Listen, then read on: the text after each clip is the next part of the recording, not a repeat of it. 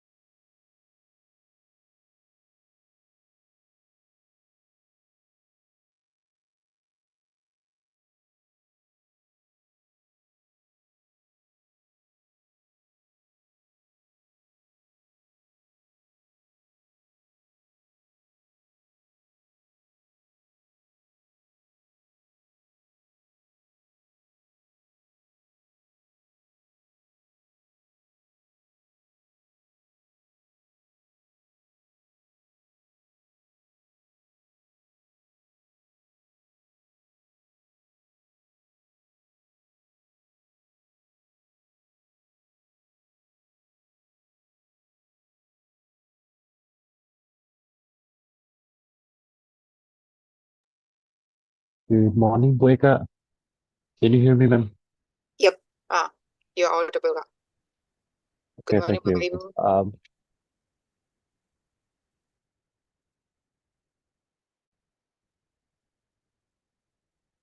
Yeah. Well, good morning, Boyka, and ladies and gentlemen. Just we have just check our registration form, and by like last night we had about like over 1,000 registrants in our database, which is so exciting to have a lot of people interested in our webinar today. And we do hope to see more people coming and joining to our webinar. And we will start the event at 8 sharp. So we still have like 5 more minutes to go.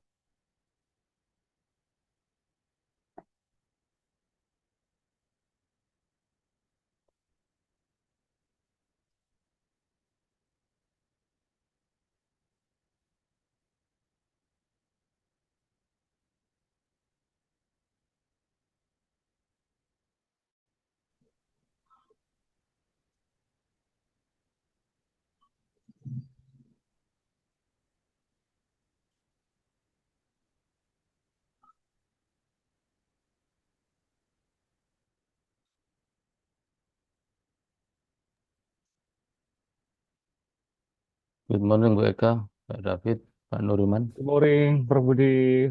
How are you today, Good Prof? morning, Bapak Budi. I'm fine. I'm at the hotel right now. Yeah, good to know. A busy person.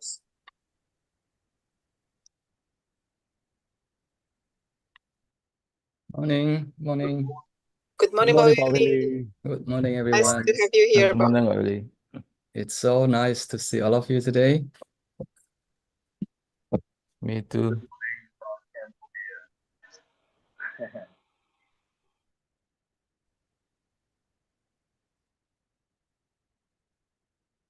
Is the other speaker here today? Yes, Prof. Budi is here, Pak. Okay. I'm here, Pak Morning. Willy. Morning, Pak Budi. Good morning, Pak Willy. Nice to see you again. Good morning. Morning.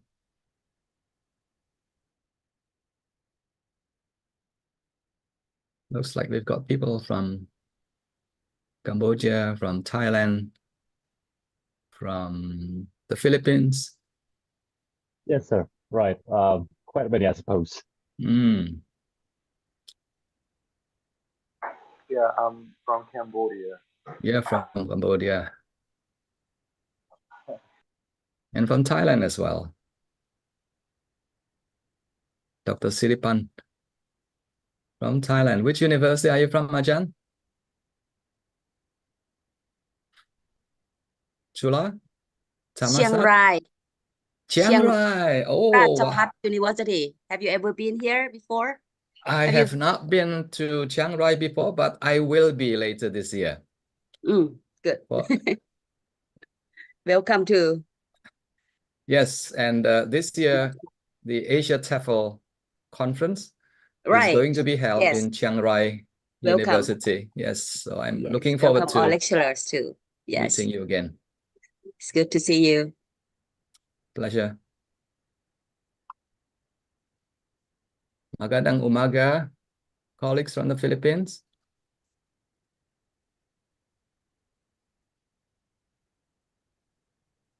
They are all here because of you, Pak. No, Because because of of you. You're sharing something in your Facebook account. Oh, is that why? Yes, yes, yes.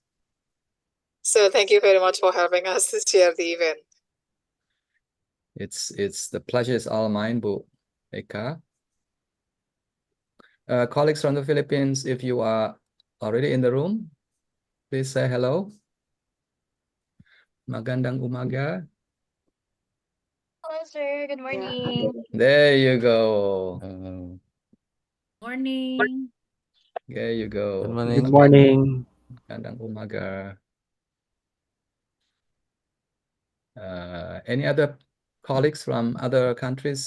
We've got from Cambodia, Thailand, Vietnam as well. I think I've seen a number of people from Vietnam. Xin chào, everyone. Xin chào. And a lot from Indonesia as well. Yes, sir. Yes, selamat pagi, everyone. Selamat pagi, Pak Willy. You have so many followers, Pak Willy. No, they are following you. Selamat pagi Pak Willy.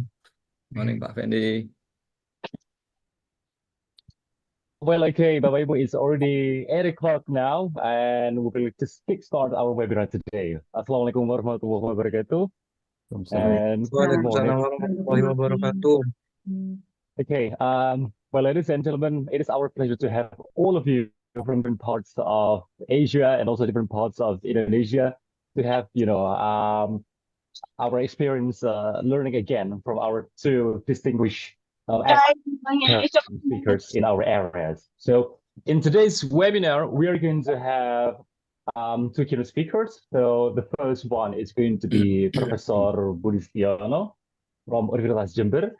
And we also have Dr. Willy Renandia from Nanyang University, Singapore.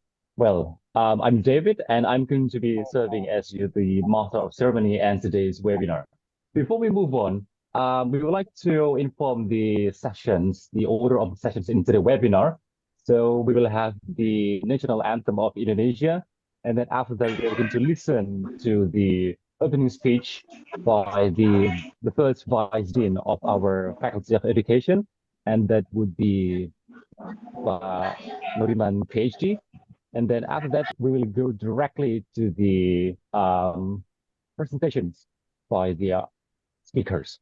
So first, let's listen to the national anthem of Indonesia.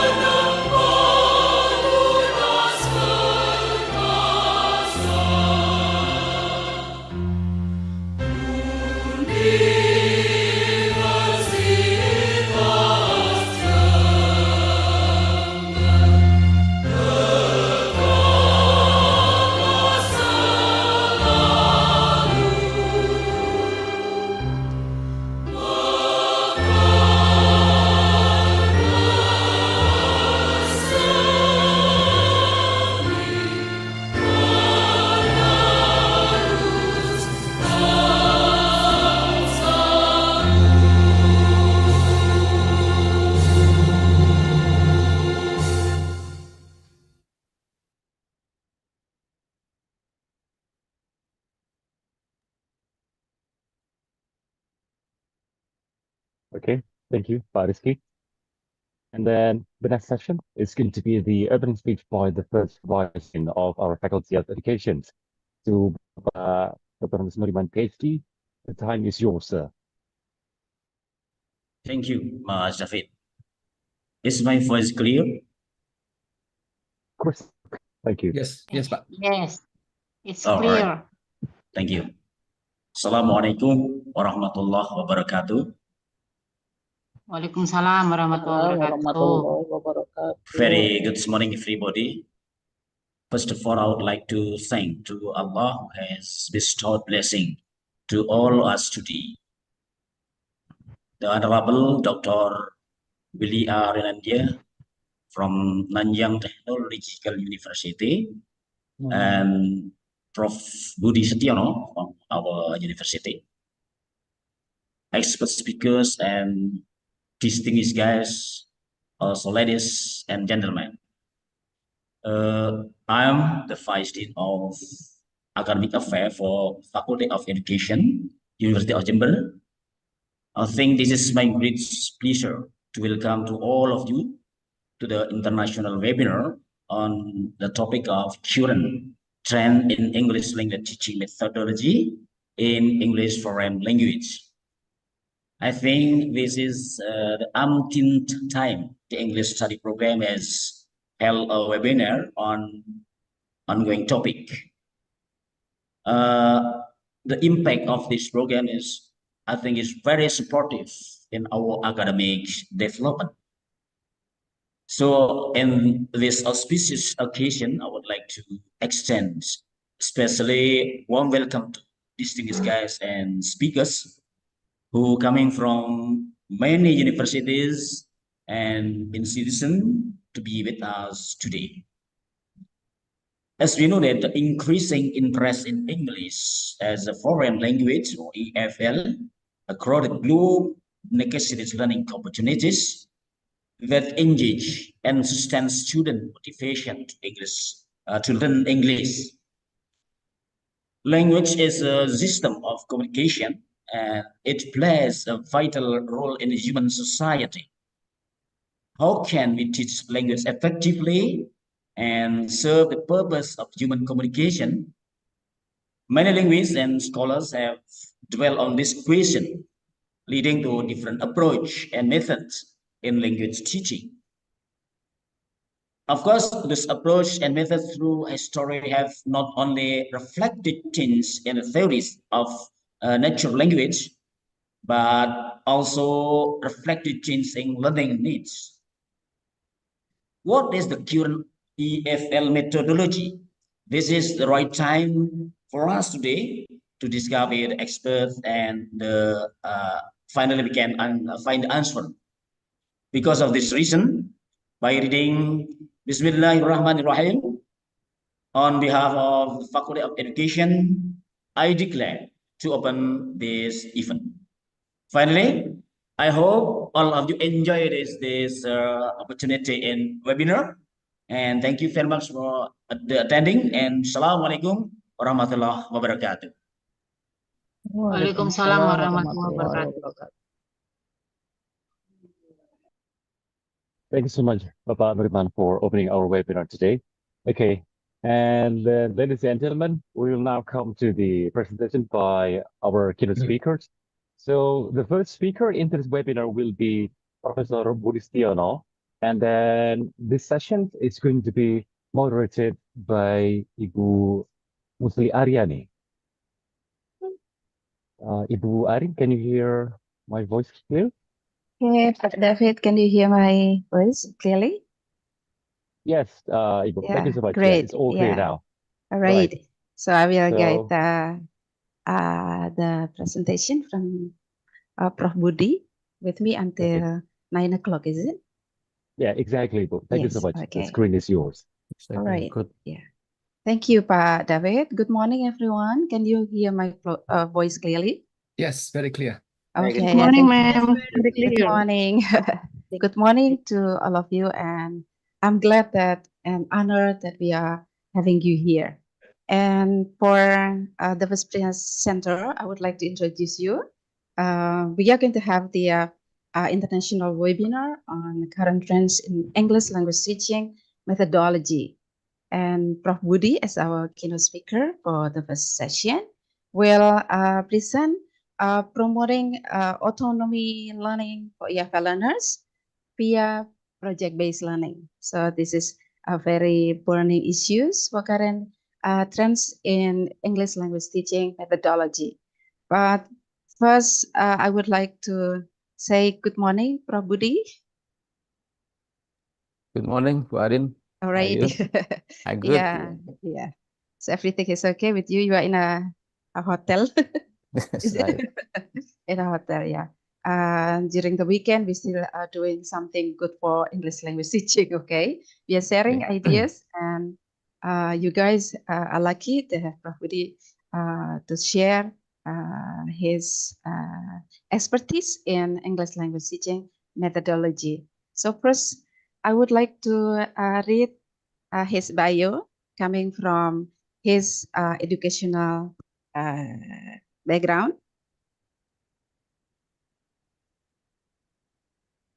So Prof. Budi start with the undergraduate degree from Faculty of Letters in Universitas Jember in English Faculty of Letters, and then the master degree was taken from the Ohio State University, specifying on education theory and practice language arts education.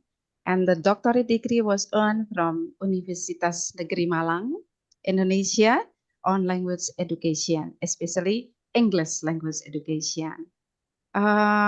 His outstanding research is particularly on teacher professional development, and the books that he has published on in relation to autonomous learning is project-based learning from theory to practice 2023. You can access that book, I hope, yeah, Prof. Budi. So people can access your book on project-based learning from theory to practice.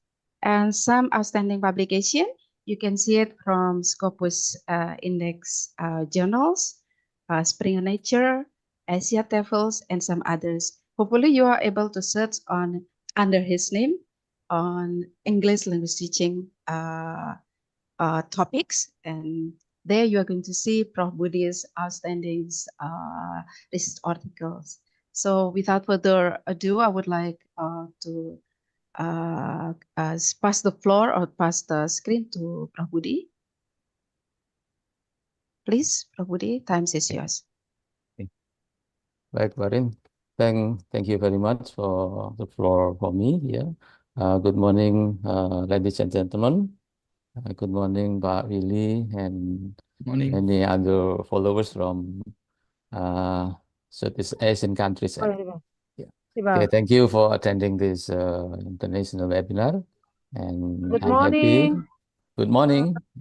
Good morning. Yeah, good morning. Okay, so I'm happy here to be in tandem with Pak Willy, I think, and also from other participants from Indonesia and also from Southeast Asian countries here.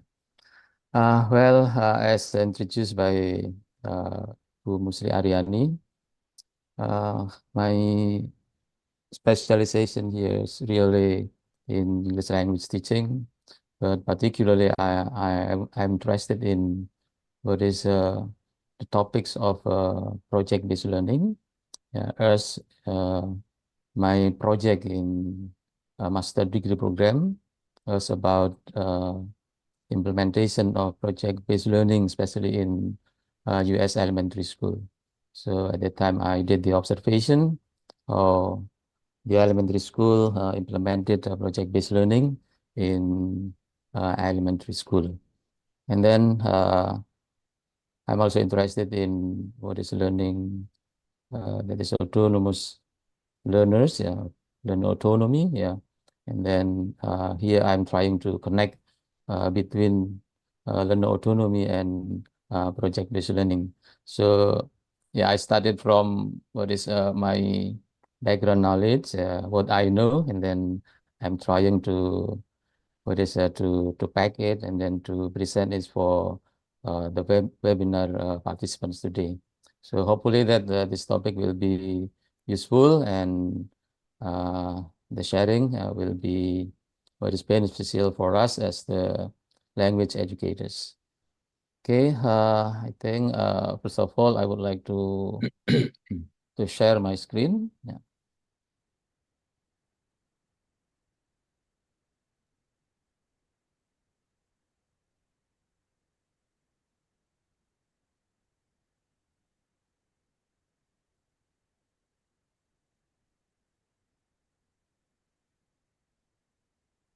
Okay, this is the title of my paper here. Yeah, promoting autonomy in EFL learners by project-based learning. Yes, I am graduate from the University of Jember, yeah, in 1987. Yeah. And then I got my master degree in 1996, and I got the doctoral degree from OM University of Malang and Negeri Malang in 2005. Okay, these are the topics that we are going to discuss today. The first is the concept of learner autonomy, and then some reasons to promote learner autonomy for today's era, and then the levels of learner autonomy. Then we would like to move on to the key attributes of autonomous learners, and then the program to move learners toward autonomy. Then some reasons to promote learner autonomy via project-based learning, and then teaching for student agency, and features of task boosting learner autonomy, and step in PBL. And the last one, would like to pack how PBL here promotes learner autonomy. Yeah. First of all, let's start from the concept of learner autonomy. So here I just take a familiar quote from Halleck in 1981, who conceptualizes that learner autonomy as a learner's ability to take charge of their own learning. And through learner autonomy here, students have to determine their learning goals, and then their subject matter, and then approaches, and also assessment methods. And according to Benson, yeah, the autonomous learners construct knowledge through direct experience, yeah, rather than being guided by another person's instruction. They have the capacity to and strategies to construct their knowledge rather than passively take in transmitted knowledge. So from this definition, we can infer that autonomous learners here have a self-determination in determining the goals of their learning. Yeah? So because they know what they do and how they do for the benefits of their learning. And certainly, learner autonomy is not the what is categorical, I mean one category, but the autonomy here is in what is in a continuum, yeah, in continuum concept. Then there are some reasons here why I have to raise the issue. That is there are some reasons, I think, yeah. First of all, the autonomy here encourages learners to find their own way of learning, self-directed learners. Yeah. So, yeah, the goal of learning, I think, at the end will be to be the self-determination learners. Yeah. So, therefore, promoting learner autonomy in the current today's school, I think, will be the important one.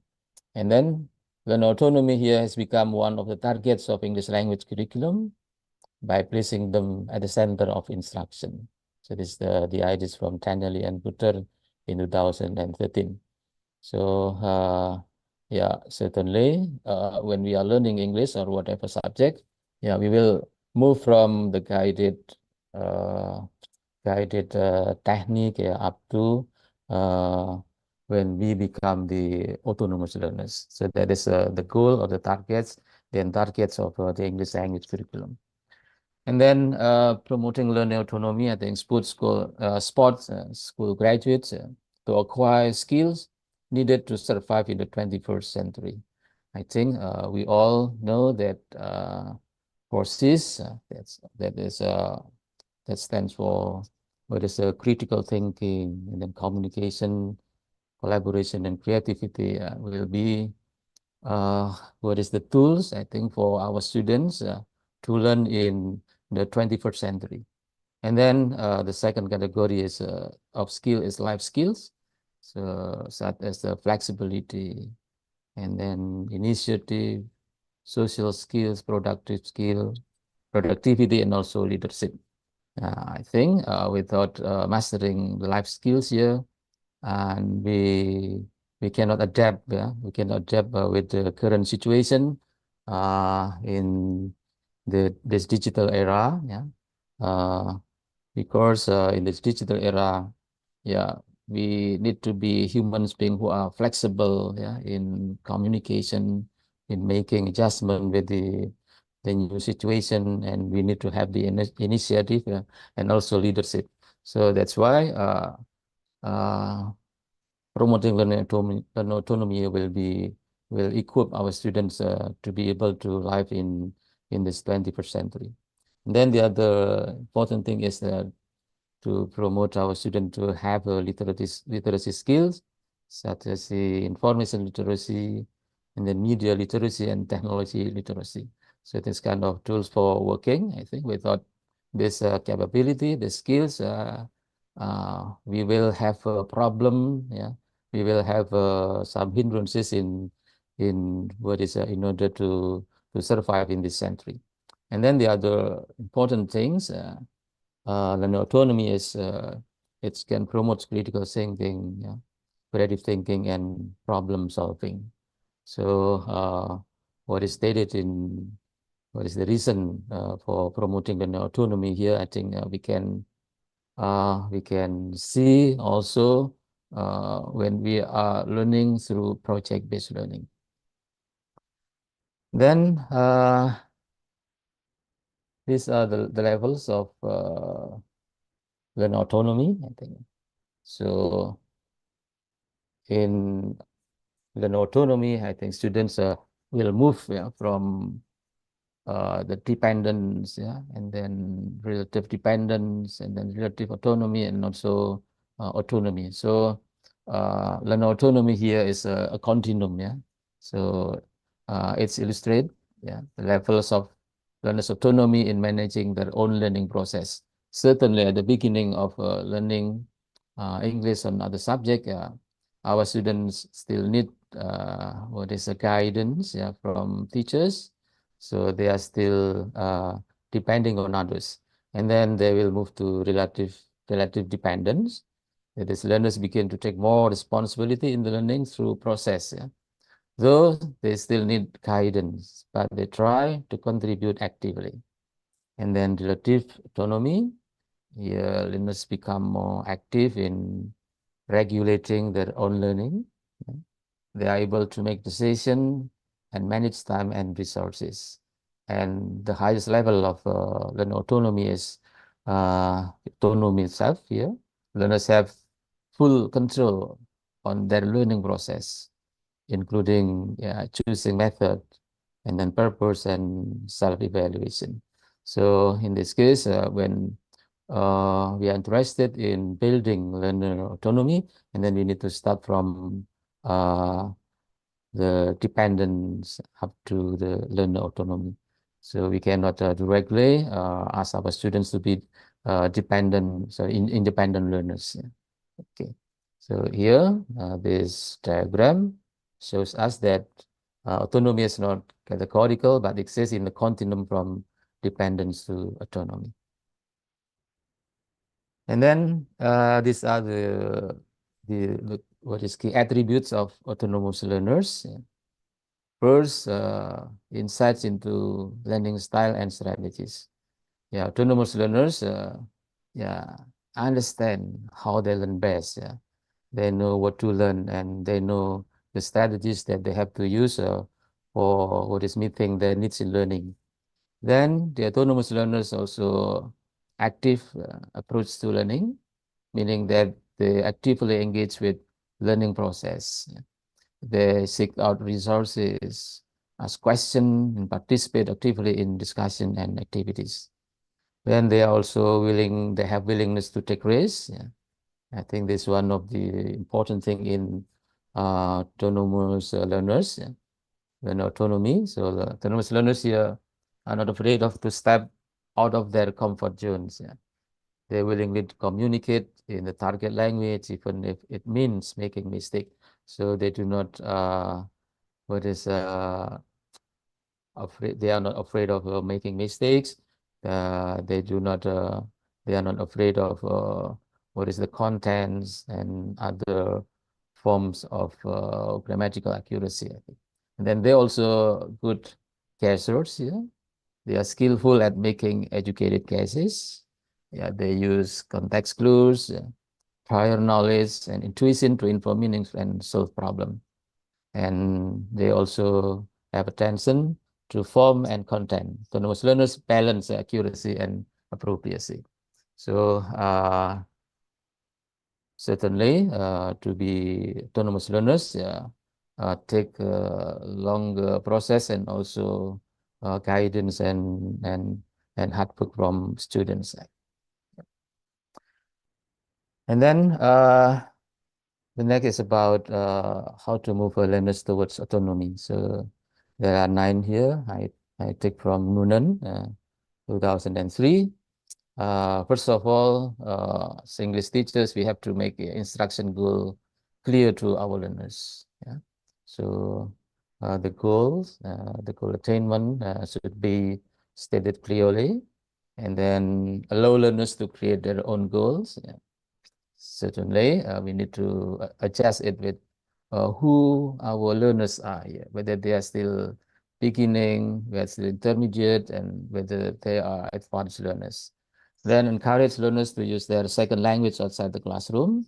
Yeah, we need to encourage them to use English outside the classroom. Yeah. And then it also raise awareness of learning processes. Yeah. Help learners identify their own preferred style and strategies.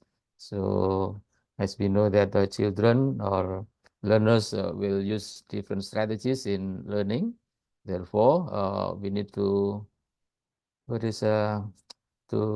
give opportunities that they have to use different kinds of learning style and strategies. And then encourage learner choice. Yes, this is, I think, the important one, because a requirement to be autonomous learners is that they need to have some choices which topics and then which learning goals that they have to learn, or that what they are interested in.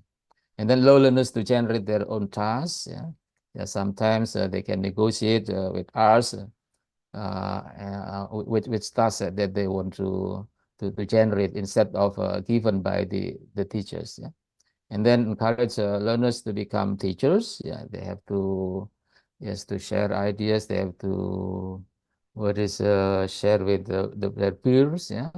To teach them in order to to gain the competence. And then encourage learners to become researchers.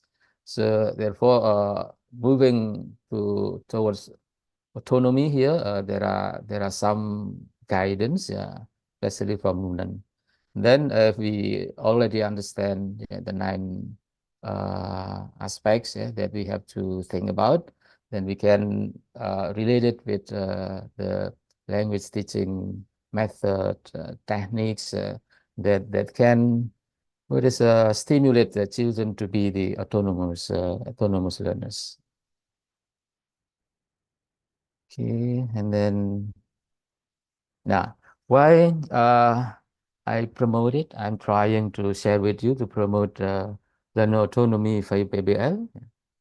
Yeah, as we know that PBL project-based learning here in Indonesia is what is a trending topic today, because from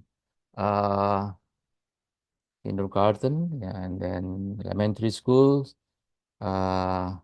secondary school, and also tertiary educations, we are suggested to apply project-based learning.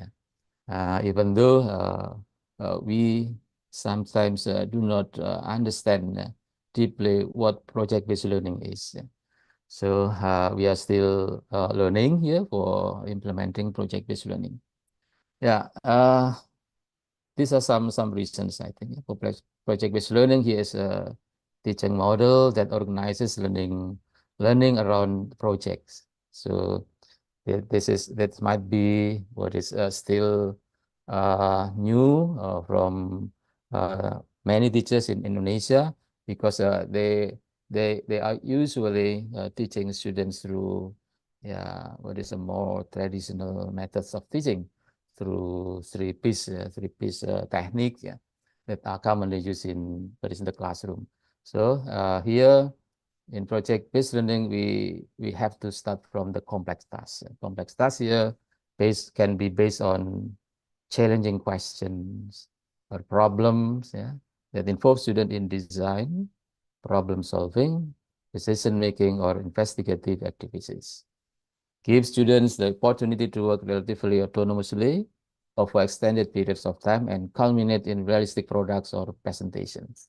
So from the concept of project-based learning here, we know that there are some challenges on the parts of students in order to complete the project tasks that involve what is answering questions and then problems, and then they will be involved in the planning the project, and then they have to make decision in their team and investigative activities. So from this concept, when we try to relate to what is the autonomous learners, and PBL, I think, is very supportive in what is promoting learner autonomy.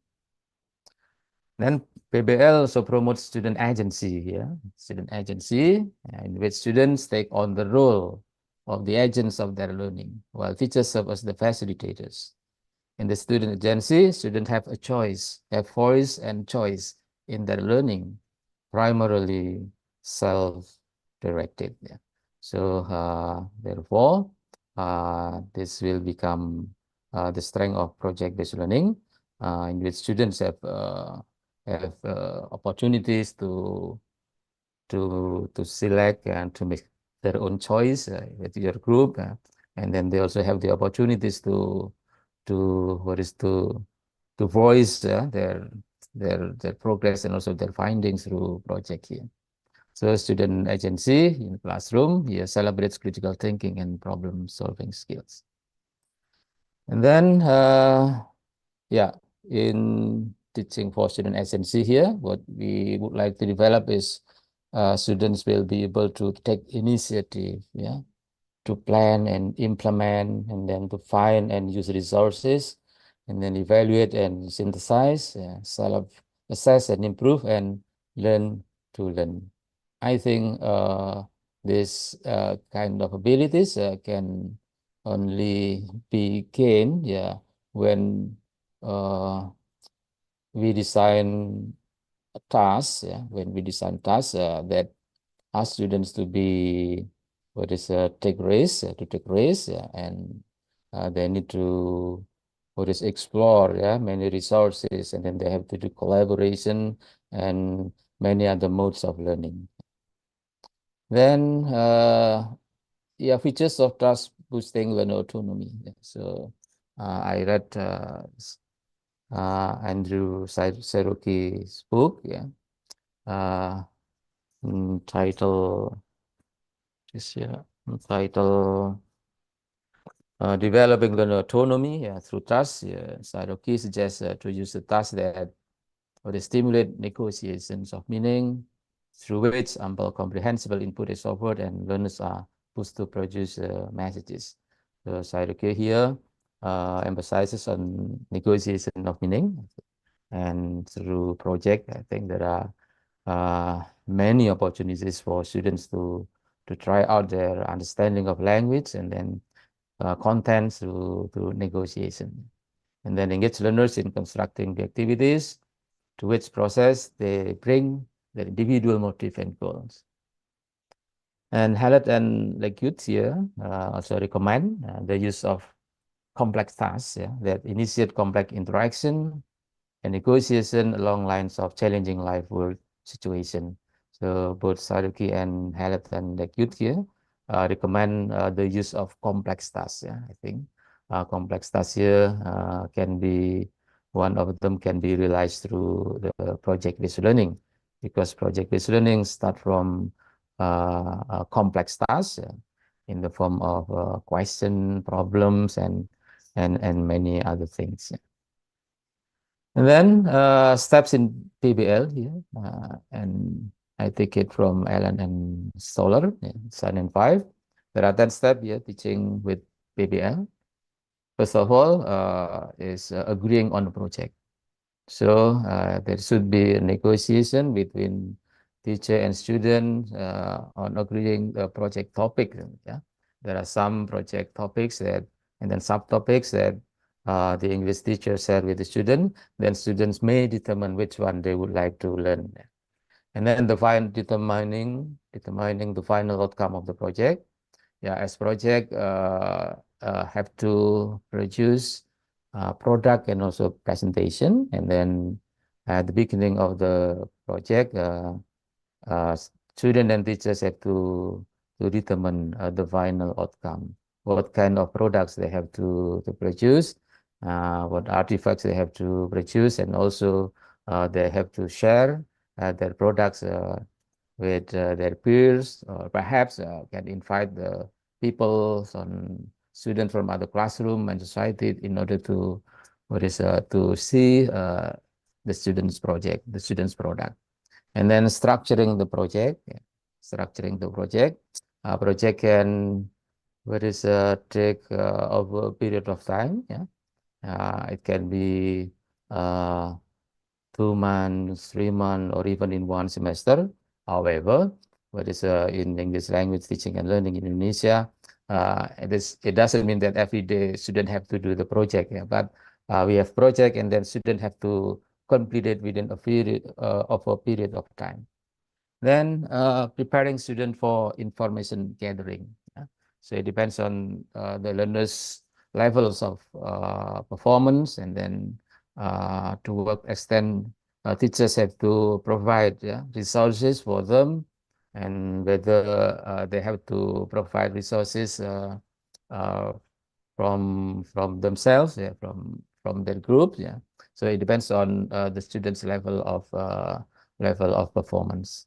And then the process of gathering information, preparing student for compiling and analyzing data, compiling and analyzing information, preparing student for the final activity, presenting final product, and evaluating the project. So if we pay attention to the 10 steps here, number 1 to 3 belongs to planning stage, and then 4 to 9 belongs to implementation stage, and 10 belong to evaluation stage. So different writers sometimes have different step in PBL. However, step in PBL usually consists of 3: planning, implementation, and evaluation. Okay, this is just the example of a digital storytelling project. Take from Pak Handoyo here with Toto. Here from the table that we can see that the steps that teachers and students have to follow in order to complete the digital storytelling project here. It starts from introduction, that is introduce teachers and pupils to the digital storytelling project. Yeah, this is a research report, I think. Yeah, and then help pupils recognize 3 types of stories, because they have to type 3 kind of stories, that is personal, historical, and myth. Then you assist pupils to use Microsoft Photo Story. So in this case, because the participants here are students from the elementary school, and then the role of the English teachers here to assist students in what is using tools for completing the storytelling project here. Then the second stage is scaffolded creation of digital stories. Yeah? And guide pupils to create digital stories, and then scaffold the pupils to draft personal, historical, and myth stories, and guide the pupils to import the story draft to Microsoft Photo Story.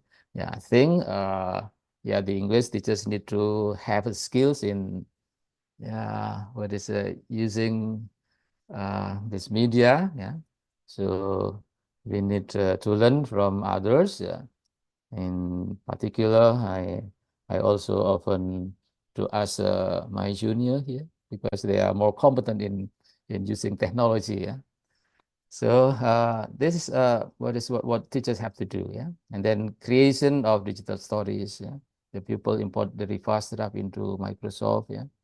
And then stage 4 here, presentation of digital stories. And yeah, afford people to the opportunities to present their digital stories, then facilitate a conference on digital stories or peer feedback, yeah, and then the teacher give feedback on pupil digital stories. And then stage 5 is reflection, yeah, help the pupils reflect on the process of creating digital stories, yeah. Assist the pupils to reflect on the presentation of digital stories, and guide the pupils to reflect on the entire learning of the digital storytelling. So if we pay attention to the stages here, that we can infer that the learning through digital storytelling project here needs what is a process, and also apply higher order thinking skills, I think. And students are involved during the beginning stage up to the end stage. At the end here, the important thing is that the students have to reflect, have to reflect on the product they already what is produced with their group. So that is, I think, the most crucial one in forming autonomous learners. Excuse me. Yeah. And this one is an example of global diversity project that I already implemented at the secondary school. In this case, in the global diversity project, a group of students here expected to know in depth about Kentucky Fried Chicken. Yeah, that is already familiar in Jember, I think. They have to know more about the services, and then the origin of Kentucky Fried Chicken, and then they have to know the services given by KFC and many other things. So by what is investigating the information from different kinds of resources, and then students will be able to know deeply using their English, even though at the secondary level, but here the students have the opportunities to use their and their what is their skills of English, their limited of English, and then to be what is to be put into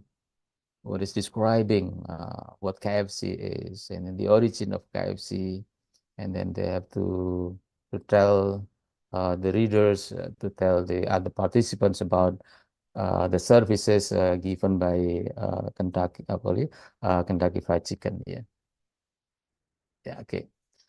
And then here promoting learner autonomy via PBL. There are some tips here. Yeah, some ideas that PBL here provides a room for students to negotiate on what to learn and how to learn. It's taken from James 2001, and then student active involvement in gathering, processing, and reporting information increases learners' motivation, autonomy, and more positive attitude towards English. And then student also learning research skills, embodying in project activities, in a path in the development of learner autonomy. So these numerous ideas, and then through stages in the project, learners will learn the value of objectivity and honesty as the important characteristic of autonomous learners. Then through project-based learning, students do not learn the contents of instruction passively, as happened in the model of teacher-centered instruction. In contrast, students learn the contents of instruction and language skill actively through various modes of instruction, such as reading, listening, writing, speaking, conducting observation, interview, studying documents, and internet searching. I think this where there are different modes of learning by integrating the language skills and also the process of observing, interviewing, study document. I think this the research skills that what is necessary for students to have the research skills strategies. And then in preparing the project, learners must be involved actively in the process of developing the project. Yeah, in this case, teachers and learners have to negotiate it in selecting the project topic, and then the final outcome, and structuring the project activities. When students are actively involved in planning the project, they are stimulated and asked to own the project. So ownership, will be the important one in learning, because when they are part of learning responsibility, they have they own their learning, they have their ownership, and then they are trying to learn autonomously. Then they independently determine learning objective, define contents and progression, select teaching methods and techniques, monitor their own learning, and to evaluate what has been acquired. So in this case, the roles of the English teachers certainly have to be the facilitator, and then have to monitor the progress, to accompany students to complete the project, and then we offer helps if they need to overcome their difficulties. Then when the project runs, learners must also be in charge of completing the project tasks, whether in teams, in pairs, or individually, based on the project structure and schedule. In this case, teachers serve as mediator, and then facilitator, mentor, and advisor. It also depends on the level of students' competency. Then the role of the teachers here can be in a continuum too. Whether we have to totally or partly help students in order to complete the project task. Then the end phase of the project also gives students responsibility to evaluate the whole process of the project. The domains to be assessed are related to the language skills and subject matter mastery by using multiple form of assessment techniques, such as self-assessment, peer assessment, and also portfolio assessment. Okay, thank you very much for listening my presentation. I think that's all what I can share with you. Hopefully that it is beneficial for us. Thank you, Bu Arin. I will stop my screen. Okay, thank you very much, Prof. Budistiono. Everyone, this has been a very insightful presentation from Prof. Budistiono. I would invite question and answer until 9, until 9 is 9. I think we Good. ask for the committee, Pak David. I think we need more time to the session that we are going to invite question from the participants. Please do either you are going to raise your hands or you are going to write down on the chat box.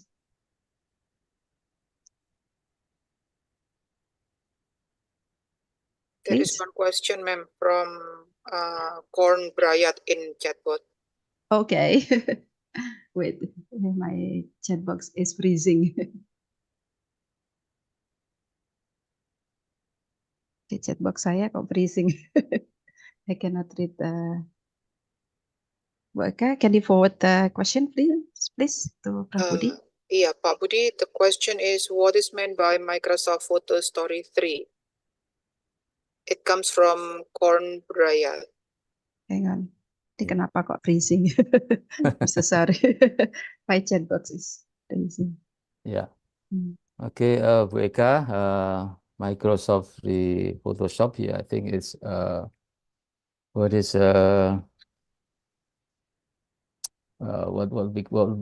we call it as what is a kind of apa ya itu ya? Yeah, a program. Yeah, I think for students in order to to get many kinds of photo, yeah, in relation to the topics of the project. So in this case, students have to come to the Photoshop here, and students have to select some photos and that they need in order to upload the result of their observation, the results of photo when they are observing in the school environment. So it is a kind of tool, yeah, that students have to complete for completing the project task. Yeah.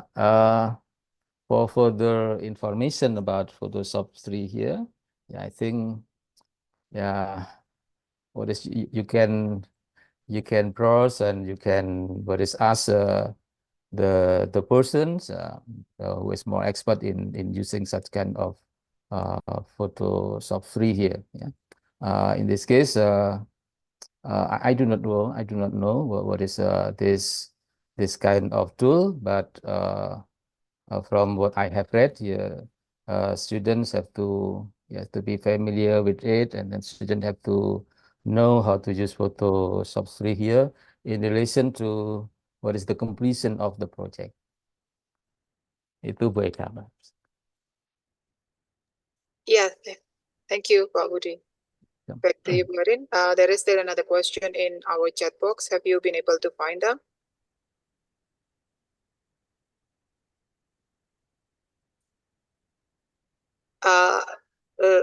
Let me help you, ma'am. The second question comes from Pak Fajaruddin Akbar. Hi, Pak Fajar. It's nice to have you here because, yeah, I have known you for a very long time, but it is the first time for me, I think, to see you here. Pak Budi, there is a question from Pak Fajar. It's the assessment process that makes me reluctant to incorporate PBL. So what do you think, Pak? Yeah, I think this is a challenge for the English teachers, I think. If we would like to to use to implement PBL, yeah, I think there are some challenges and some consequences, I think, that we have to think about. Yeah, because yeah, in PBL, I think we need to prepare, yeah, what is more assessment instruments, and we also have to collect students repertoire, yeah, student documents, yeah, and then yeah, we may have abundant or a lot of stuffs that we have to assess students, beginning from the process, the progress, and then up to the products, yeah. Even when they do the presentation, and then we still have to make kind of assessment. Yeah, certainly, yeah. Yeah, it is our challenges, and I think it's also a part of a teacher's job, I think, instead of using a more traditional assessment, and teachers are also suggested to use a more authentic assessment. And commonly, for the innovative language teaching, I mean, implementing experiential learning, Yeah, but learning through project, learning through problems, yeah, learning through case, yeah. Usually, we have to prepare more assessment instrument, and then we have to prepare our instructions more than when we are applying or teaching using traditional method, yeah. So if we only rely on testing, and there will be more easier for us to do assessment for student achievement.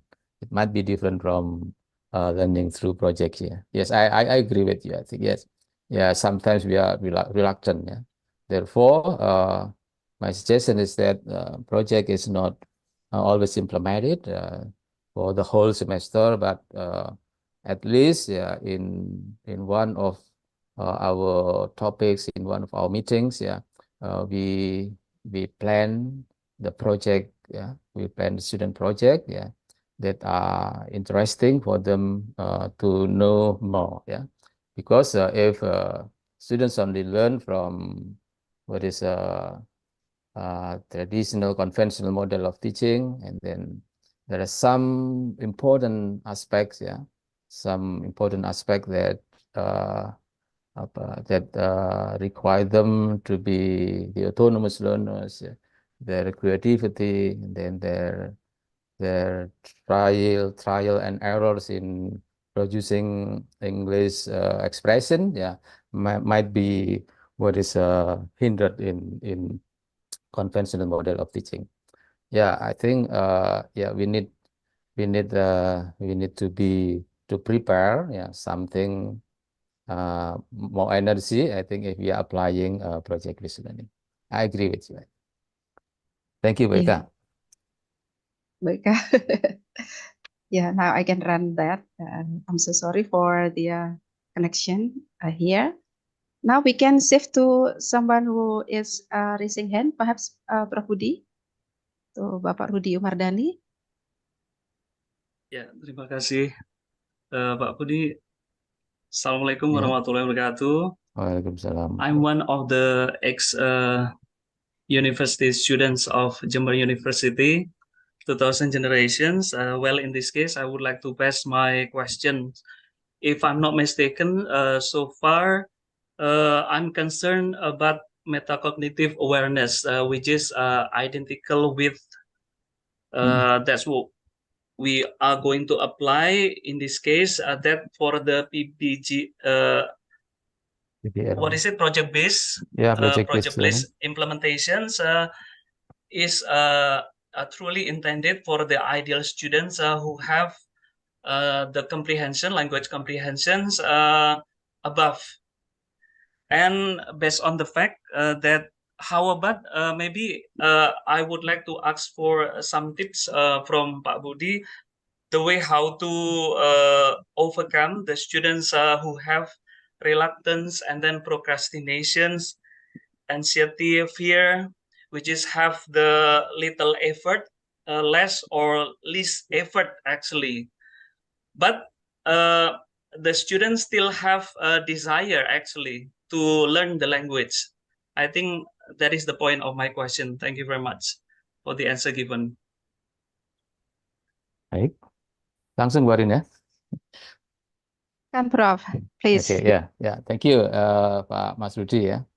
So, Pak Rudi yes, Umardani. Pak Rudi Umardani ya, bukan Umar Mohon Bakri maaf ya. Bapak, just because unstable connection, I intentionally turn off the camera. It's okay. It's okay. Yeah, It's okay, thank you. Pak. Yeah. Okay. Yes. Yeah. When we are learning through project, I think it's also parallel with metacognitive awareness, I think, yeah, because in metacognitive awareness, students will know, what they have to learn, yeah, and then they know how to learn, yeah. So, and they also know how to evaluate what they have learned. So, metacognitive awareness here should be built, I think, should be developed, and with the help of the English teachers, because to be self determined Indonesian learners, and then students have to go through several processes. I think that we need to guide them. Yeah, so it is not automatically that students come to metacognitive awareness. Students who know what to do, students who know how to do, and students how to know how to evaluate their learning. So it's kind of some process, and then some tips, I think, yeah, based on what I know about students who are having less effort, and then they are reluctant to do the task, yeah, but they still have desire. Yeah, I think yeah, to my view, yeah, the project commonly conducted by a group of students or team based. Yeah. And then at the beginning of the project, I think the role of the English teachers here have to be able to make group division. Yeah, group division based on the characteristic of a student in the classroom. Yeah, so students have to try to to group students from the heterogeneity, yeah. So they don't have to teachers don't have to group students in homogeneously in a group. There must be kind of yeah quick learners, slow learners, students who are able to collaborate well, and many other things. So, and also the gender, I think, should also be taken into account. So through diversity in the group, I think students can do cooperation to one another. And then one more important thing is that before doing the task, before doing the project, I think there must be guidance from the English teacher. There must be motivation from the English teacher. So students have the initiative, so they do not have they are not passive learners. We encourage them to work collaboratively. Certainly, we need to accompany students, but in particular, the group who have problems with the learning motivation here. So we have to accompany them, I think, yeah. And then usually through hands-on learning, through hands-on learning, I think students will be more interested in doing the tasks because they do not only rely on cognitive knowledge, what they are learning in the classroom, but when students are given opportunities to apply the knowledge through hands-on learning, I think that will be more interesting and can involve students in the participation. I think that is my answer, Pak Umardani. Thank you for the question. Thank you very much, Okay. Ibu Aryani. Thank you very much, Pak Budi. Thank you. Okay, thank you for the question and the answer, Prof. And here I would like to share also, as there are lots of questions from the participants, I would like to share an invite from Cambodia here. Chon Pet, I'm pronouncing your name wrongly. My apology. Please here, the question is, what is the method, how to improve the student speaking skill for high school, Prof. Budi? Perhaps it relates to problem-based learning. Yeah. Okay. Yeah. To project-based learning. enhance, Sorry. to enhance student speaking skills through project-based learning, especially Mhm. for senior high school. Yeah, senior high school. Yeah. I think through projects, students will have more opportunities, to apply their skills in reading, writing, and also speaking, I think. Because the final product of the project here, students have to do presentation.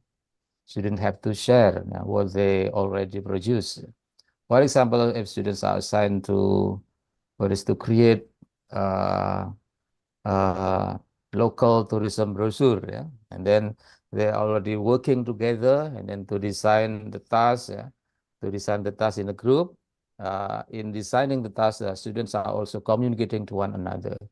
The important thing is that in what is working in a group, yeah, we have to monitor and as far as possible, our students use English instead of the mother tongue. Yeah, so this is what is one of the opportunities of students to negotiate meaning with their group.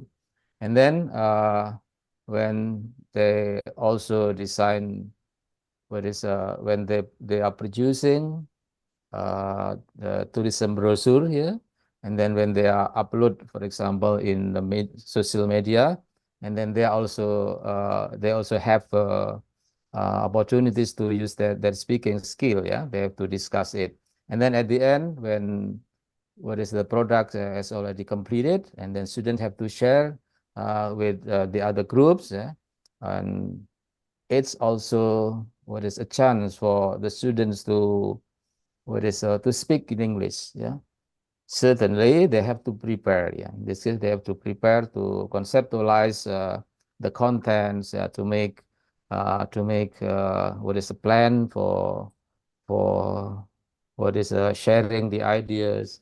They have to prepare what is some points. They have to prepare vocabulary related to the presentation, and then they have to what is to organize their presentation, and they also have to learn how to pronounce the English words. Yeah, for example, through what is the application. So everything here that students do in the project can be a medium for enhancing student speaking skills. I think that might be that might help you to answer the question. Thank you, Warin. All right, yeah. Do we still have time, Pak David, as this past 8 minutes from 9 o'clock? There are lots of questions actually, Prof. Budi, and Yeah, enough, I think. yeah, in which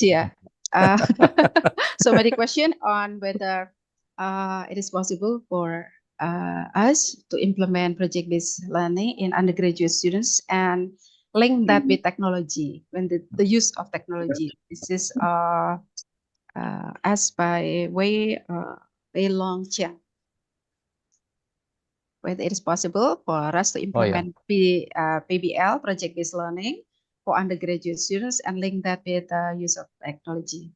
Yes. Yeah, I think it's quite possible. Yeah, quite possible for undergraduate students. Yeah, and we also at the English department here usually implement theme-based project. Yeah, for a course on language assessment, and then a course on what is material evaluation and material development. Yeah, so they are potentially what is integrated with technology. Yeah, for example, when what is students in language teaching and assessment, yeah, they may use what is the tool that can help them what is to produce or to develop a test by using apa itu yang biasa dipakai Pak David itu ya, whereas in learning management system ya, through in learning management system. So we upload what is the task, the result of the task, and also what is, for example, the language test planning, yeah, and also the products, yeah, and also what is portfolio, yeah, portfolio as the product, yeah, can be what is related to different types of technology, and then when it is uploaded in what is LMS, and then we can make assessment based on the student's product here. So yeah, it's quite possible. Yeah, what is in undergraduate students level. Yeah, yeah. Yeah, we are doing it right now, right? We are implementing project-based learning in our classes, right? So there are still some questions related to how to tackle the classes when they have different, when the students have different skills or different level of proficiency when we are applying problem-based learning. But that was the question. I mean that perhaps you would like to answer it. And here is from Bapak Rios Yono Kupang. Yeah. Yeah. Okay, thank you for the question, Pak. Jadi, yeah, yeah, our students are what is have various abilities in the classroom, and then yeah, depending on the level of their language proficiency, and then we need to what is give guidance, yeah, guidance, perhaps more frequent guidance, I think, for students who are who have problems, I think, in language and also in the contents. But we can what is guide students, yeah, who do not have what is a crucial problem concerning the task that they have to do. So therefore, we need to be able to what is classify students who belong to what is quick learners, and then student who belong to average learners, and then who belongs to slow learners.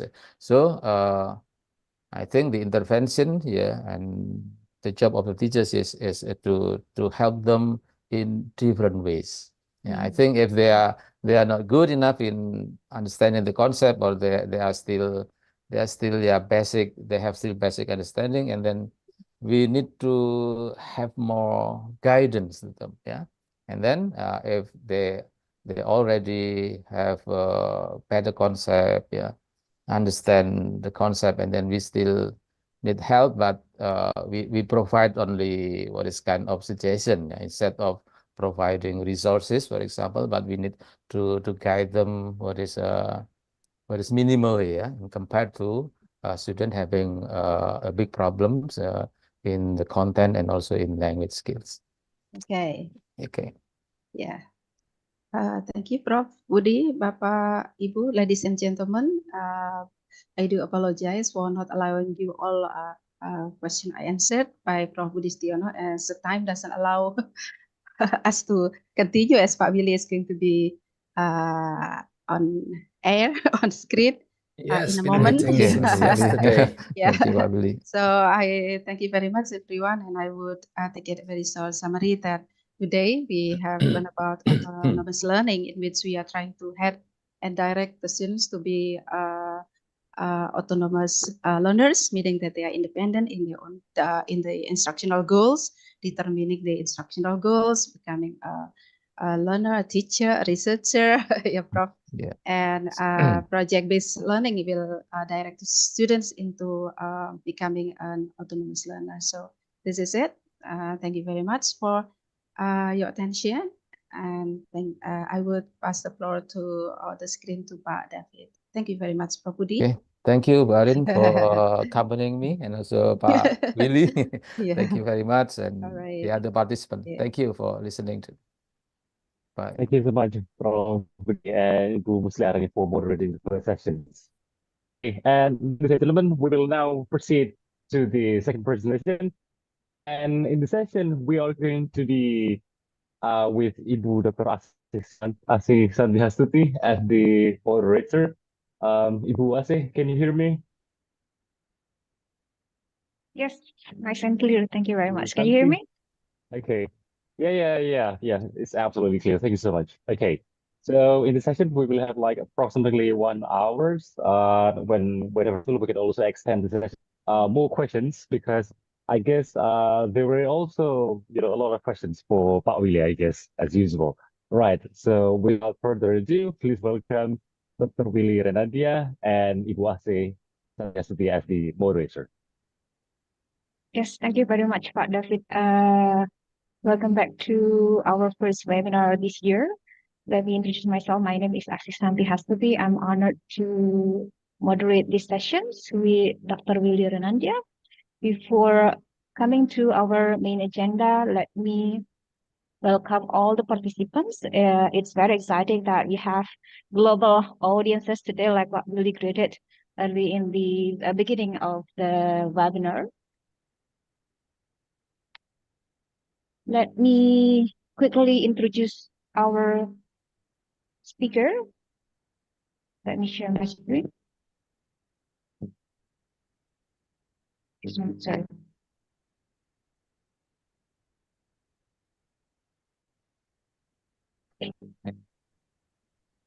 So for our second session, we have Dr. Okay, can you see my screen? We have Dr. Willy A. Renandia. He is currently teaching at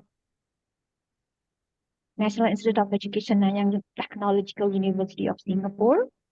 And his interest, teaching and research interests or language learning pedagogy, reading and writing pedagogy, extensive reading and listening, comprehension theories and second language acquisitions, instructional strategies in multicultural societies, teaching English as an international language. His current publications, the new one is, just a minute, there are long lists here from Pak Willy. It's a book, yeah. Second language oracy, developing listening, speaking, and thinking skills in young learners. Expected date of publication in June 2025. It's another year to come. So let's wait patiently for Pak Willy's book.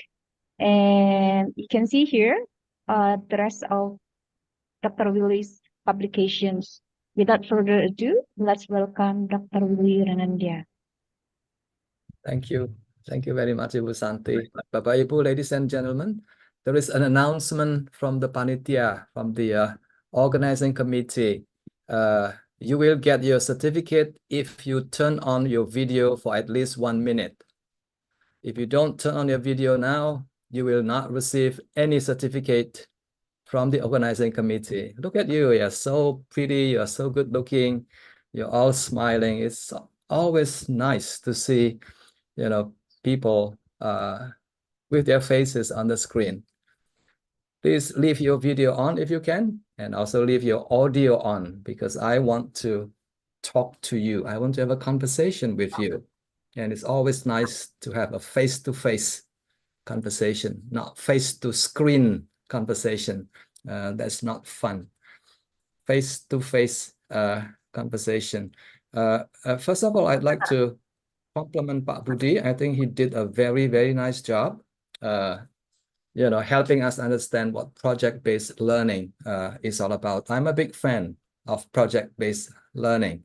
I think that will be the next, you know, big thing that should be happening in many language classes, not only in Indonesia, but also in other places in the world. So thank you so much, Pak Budi, for the wonderful, wonderful presentation. Welcome. Project-based learning. Yes, PBL, project-based learning, also known as discovery-based learning, also known as a problem-based learning, inquiry-based learning. All these are more or less similar in terms of the principles that are being applied in this kind of learning for children, for students learning anything, actually, including language learning. My presentation today, I will share with you some important ideas, big ideas that I have been thinking about for many, many years.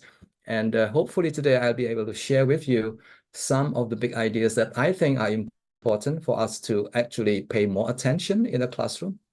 And perhaps also at the same time, you know, reduce the kind of activities, things that may not be very useful for your students.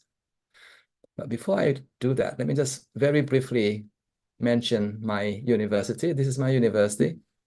It's a very good university called Nanyang Technological University.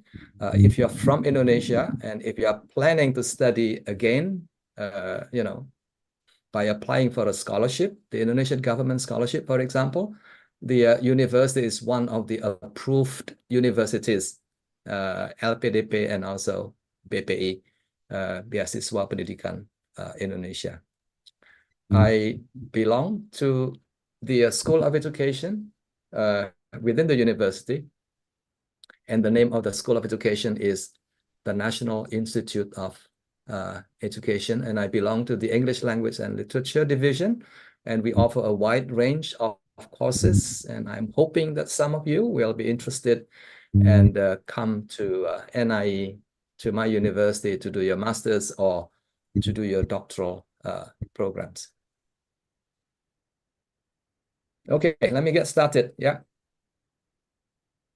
I'm going to show you just two images here. The first one is an image that shows you that ELT, English language teaching, in the past looked like this.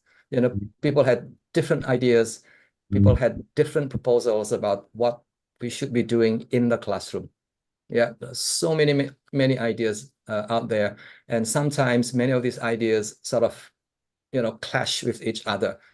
So we are left with some confusion about which ones are likely to work and which ones are likely not to work very well. But today, if you ask me today, I think there is a tendency, there's a converging trend, if you like, that specialist English language professionals out there tend to agree as to what is important and what is not important in English language teaching. Importance in the sense that if you want to help your students to become good speakers, good writers, good listeners, and good readers, then there are things that you have to do.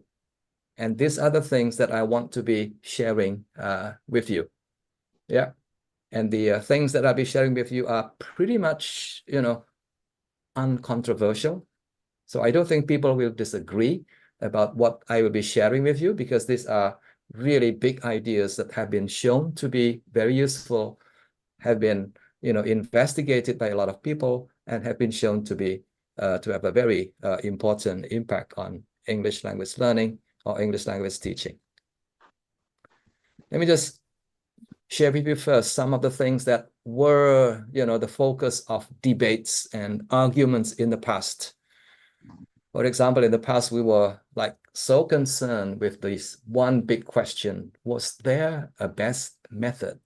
Is there anything that we can call the best method? We now know that there is none. Yeah, there's no best method actually. The best method is one that the teacher, you know, uses based on his or her experiences and pedagogical knowledge in order to address the needs of the students. So that would be one best method that we can think about.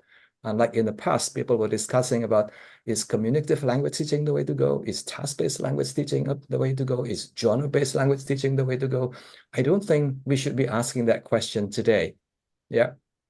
The most important question for a teacher is to, you know, find what you think works best in your unique classroom situations, whether you're working with young children, with teenagers, or with adults. So I'm looking for somebody who is well-informed, somebody who knows what to do and what not to do based on their previous education and also based on their experiences of working with their students. The second idea that has also been the focus of debate in the past was this idea whether, as a teacher, as an English teacher, should you be using English only, a monolingual context, or can you switch back and forth between using English and using other languages that the students can relate to in the classroom? And in the process, whether or not you will be allowing your students to use English or sometimes to not use English in the classroom. The debate is over now. I don't think we are continuing to have a discussion about which one is good for your students. There are times when you want to use more English, and there are times when you want to switch back and forth, depending on the needs of the students, whether you want to switch to Bahasa Indonesia, whether you want to switch to Cambodian language when you are teaching in the classroom. Yeah. So I think the problem is more or less solved today. Again, there's another point that was you know, hotly debated in the past. Should we focus more on accuracy, correctness over fluency, or is it the other way around? Yeah. Again, I think we now understand better that both are important, but both are needed at different stages of development in our students. For example, when you're dealing with younger kids, for example, I don't think you should pay too much attention at the early stage on accuracy. In other words, you do not need to emphasize absolute correctness. And when students make mistakes, for example, leave it alone. I don't think that would be a good time for you to make a lot of corrections when your students are still at the early stage of learning. Yeah, I think you should focus more on fluency, allowing students to experience how language is learned and how language is used without too much intervention from the teachers in terms of their correctness, in terms of grammar, in terms of pronunciation, and all that. Maybe at the later stage, then yes, a little bit more focused attention on correctness will be warranted. Another important point that was, again, the focus of big debate in the past is this: native speakers and non-native speakers. Ibu Eka, who is a better teacher, native speakers or non-native speakers? Ajahn Siripan. It was a big discussion. There was a big discussion in the past whether we should, use native speaking English method of teaching, whether we should hire native English speakers, whether native English speakers are better, more professional than non-native speakers of English. Quick answer, please. Yes or no? Not necessary to have the native speaker. I like that. Yes, I think the thinking today, the agreement today is it doesn't matter whether you employ a native speakers or a non-native speakers, as long as both are professionally prepared, as long as both are professionally qualified, then we welcome both. Yeah, if you have the resources to hire a native speaker, by all means do it. Yeah.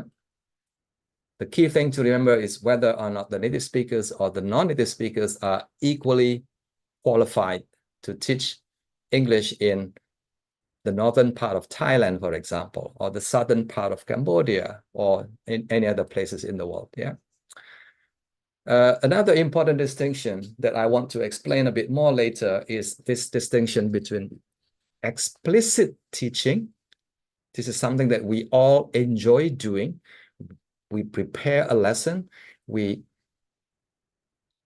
select, one or two language points, and then we spend one whole hour explaining systematically that particular language points, maybe a sentence structure, maybe the tenses, maybe, different types of clauses and things like that. Yeah. And make that the focus of our teaching. So that is the kind of explicit teaching that I'm talking about. Or is it implicit teaching, implicit learning that you want to focus more on? I think Pak Budi's presentation actually is targeting more on the second one, implicit learning. Yeah. So which one is it, explicit or implicit? I think the agreement again today is we need to pay attention to both, but maybe more towards implicit rather than explicit learning.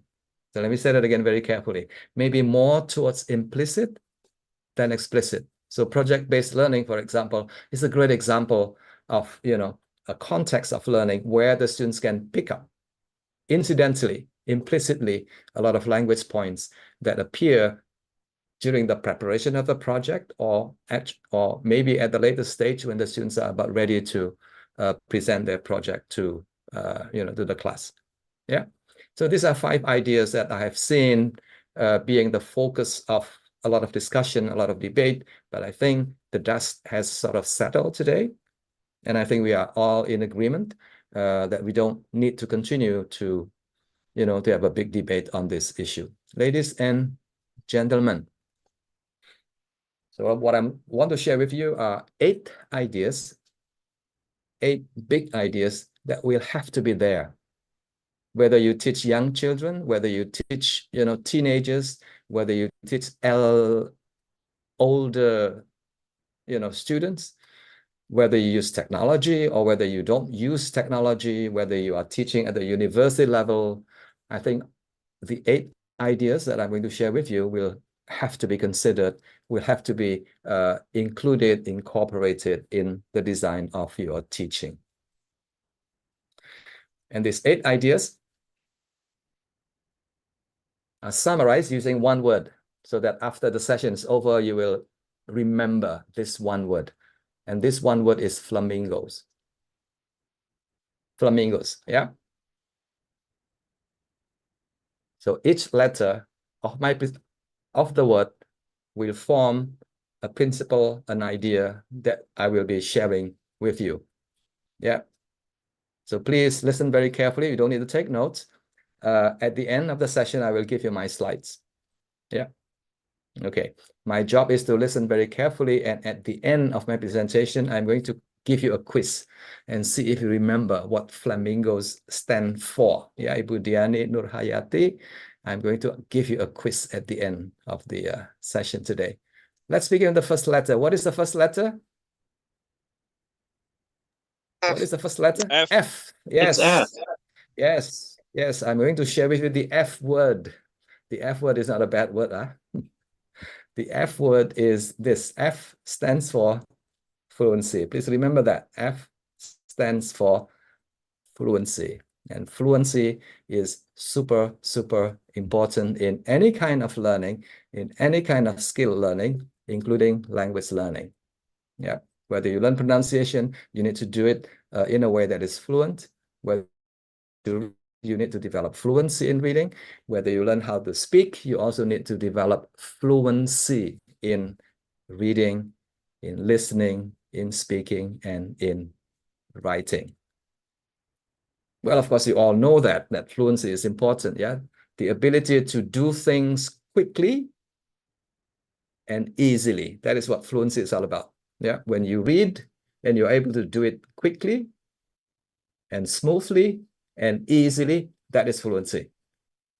When you speak, you also need to help your students to develop fluency so that they can speak with fluency, in a way that is smooth, in a way that is, sort of easy, and in a way that is a little bit fast than what we usually see happening in our students. Yeah, I think we all know that fluency is important, but if you think about this, you will agree with this gentleman. He's a big scholar in our field. The name is Paul Nation. This is what he says, and I fully agree with his assessment. Number one, fluency is neglected. You are not doing fluency in the classroom. We are not giving students opportunity to develop their ability to do things quickly, smoothly, and easily. We're not doing it. And we should. Yeah. So that's what I'm saying. Yeah. And that means that we need to do a lot more recycling, allowing the students to say again, to read again what they have read before, to practice doing the kind of speaking that they have done before. That is like recycling, yeah? To give students to be able to use newly acquired words that they learned yesterday, for example. They have to see the words again and again. Now, Paul Nation is saying that there's a lot of misconception about fluency. Yeah, fluency means doing things that you already know what to do, how to do. You are doing it again so that you become better at doing it. Yeah, so knowing how to pronounce a word is just the first step. But knowing how to pronounce that word fluently, quickly, smoothly all the time, I think requires a lot of practice, a lot of fluency practice. Let me share with you. I think this one is telling.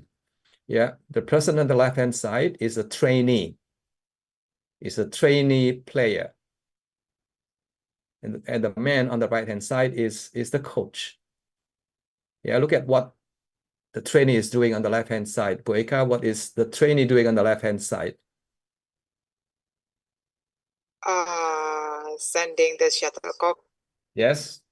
Just once, 2 times, 3 times, 4 times, Many 5 times. Exactly. Yes, hundreds of times. Yeah. And that is what fluency practice is all about. Yeah. After doing this for 1 whole week or 1 whole month, then the trainee will be able to do it fluently, hitting the shuttlecock quickly, accurately, and also easily as well. And that is what fluency is all about. As Paul Nation says, we are not doing it in the classroom. We should. We should give students a lot of more opportunities to do what they have, to do not something new, but to do what they know how to do. But this time we want to help our students to develop fluency so that they can do it really, really, really well. So the keyword again, something familiar to us is practice, right? I think we all know that practice. Ajahn Siripan, practice makes, please complete my sentence. Perfect. Makes perfect. Yes, practice makes perfect. I think, yes, you will get 2 certificates today. Practice makes perfect, yeah. But it's not any kind of practice, because the kind of practice that we do in the classroom is often not very good. The kind of practice that we do, like grammar exercises, like fill in the blank, for example, that does not make our students perfect, no. Yeah. So later, ask me this question: what kind of practice will make perfect? Somebody has pointed out that it has to be perfect practice that makes perfect. I'll share with you later what I mean by that. Yeah. So listening, for example, will have to be done repeatedly. So it's repeated practice in listening, repeated practice in reading, repeated practice in writing, and repeated practice in speaking.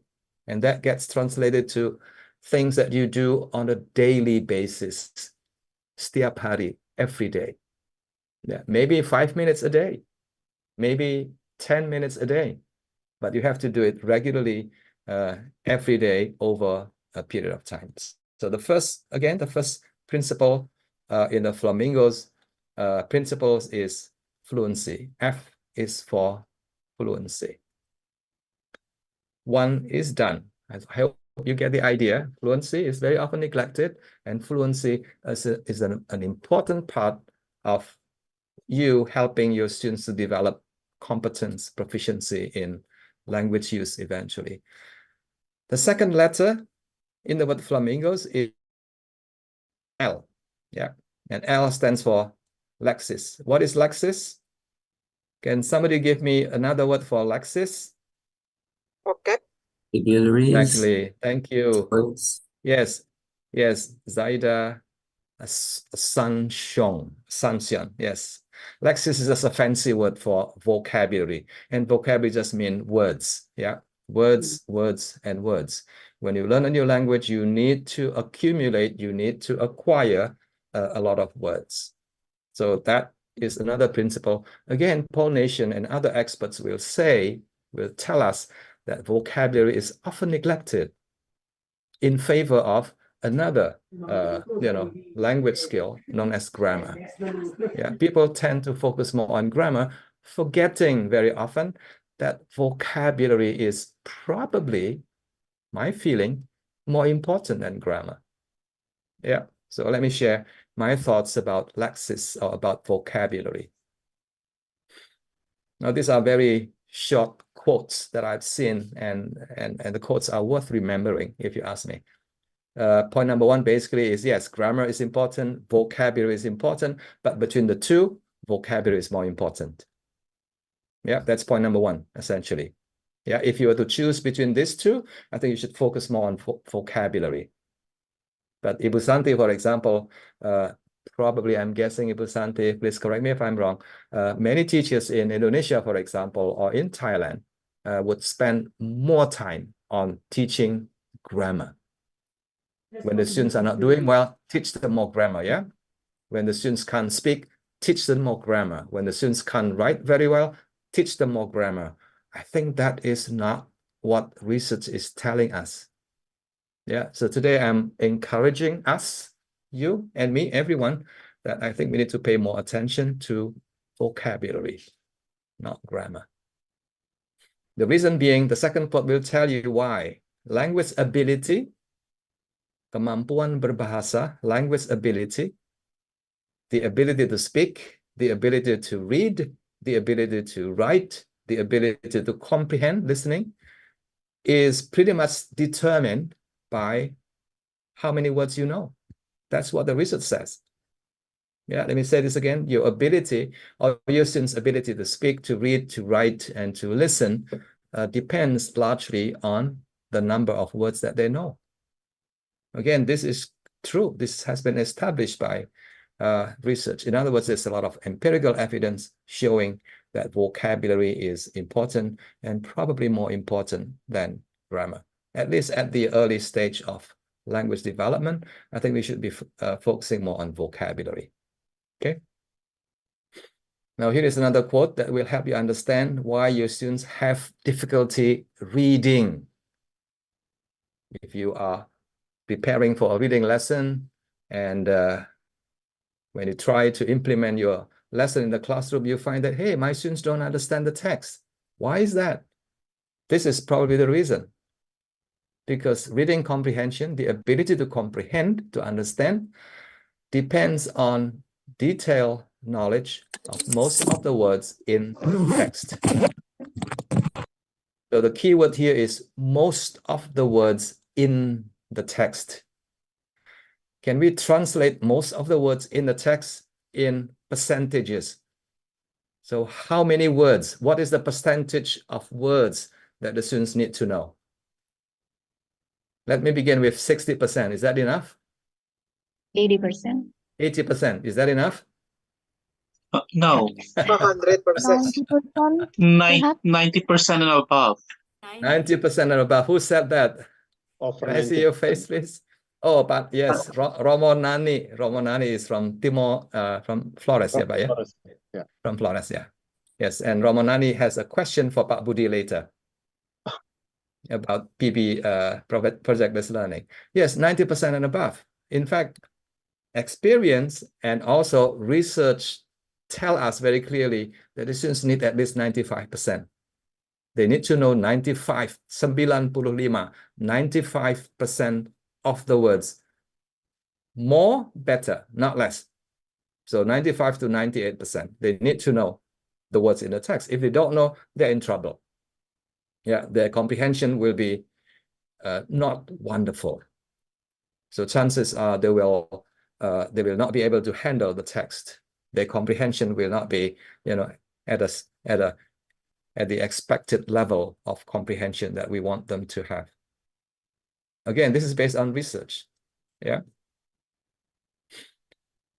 Research also tells us that there are two types of vocabulary knowledge. There are two types of vocabulary knowledge. Number one is the number of words that you know, the number of words that our students need to know. Yeah, for most purposes, 3,000 words for our students, 4,000 words, 5,000 is better. For you, the teachers, I think you need to know more. But for your students, 3,000 is probably sufficient. I think they can handle most text written in the English language. They can read novels, they can read, authentic, unabridged, pieces of information from the newspaper and all that. Yeah. But the other type of vocabulary knowledge is known as depth.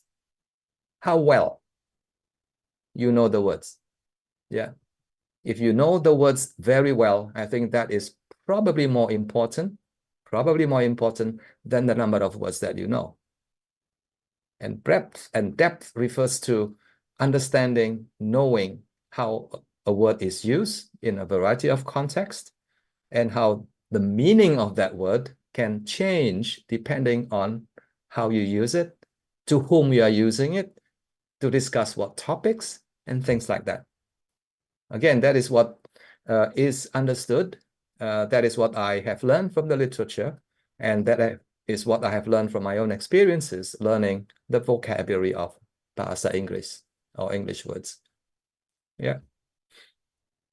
So being able to use creatively, being able to use words creatively, that is another, benefit of developing a deep understanding of the varied multiple meanings of the words and how the meaning of the words change depending on the context, depending on, the situations that you find yourself in. Let me just give you an example of vocabulary depth.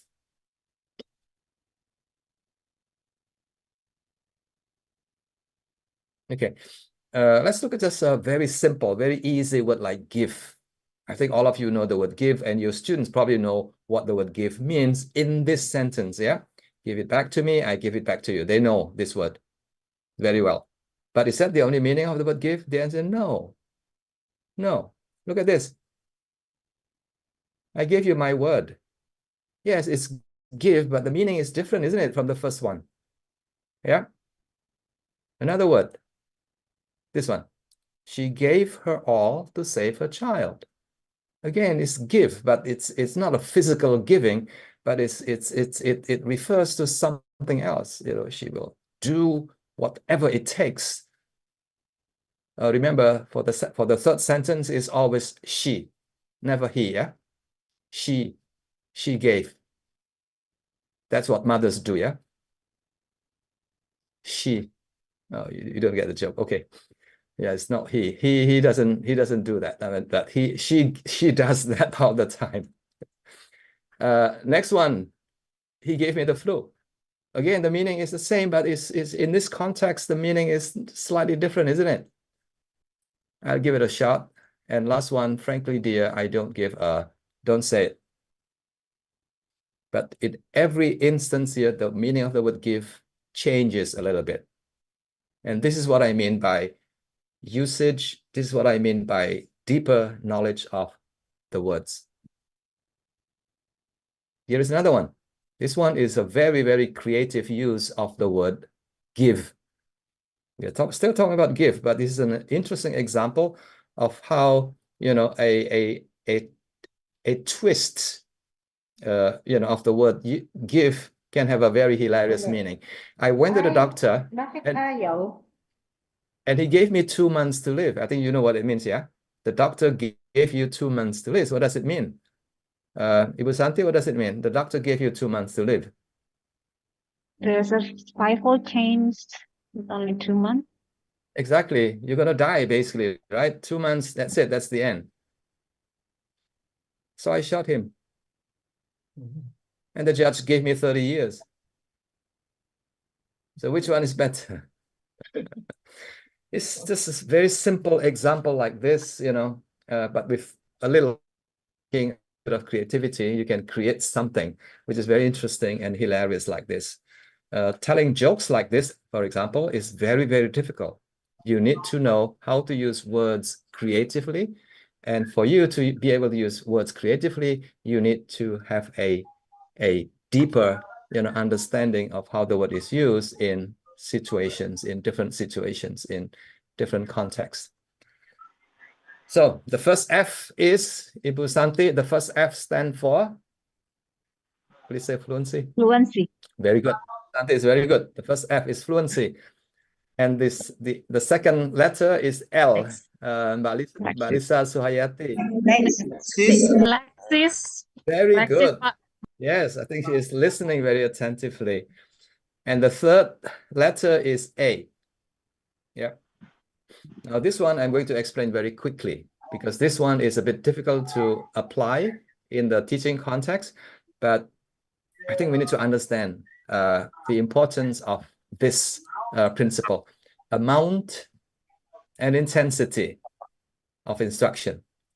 Amount simply means how many hours of teaching. Duration means how long. Yeah, so two things. Number of hours of teaching, and the other one refers to how intensive, whether the teaching is done over 6 years or whether the teaching is done over 1 year. And that can make a lot of difference. So this is what research is telling us.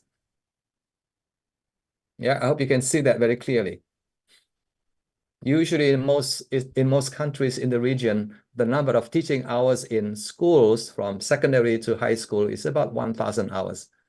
Yeah, can be a little bit higher, can be a little bit lower, but more or less about 1,000 hours. The question to all of us is this: is that enough? 1,000 hours, is that enough? Mbak Santi, is that enough? Of course, you always want more. Yeah, Ibu Santi is a very smart woman. She would answer questions like this with, it depends.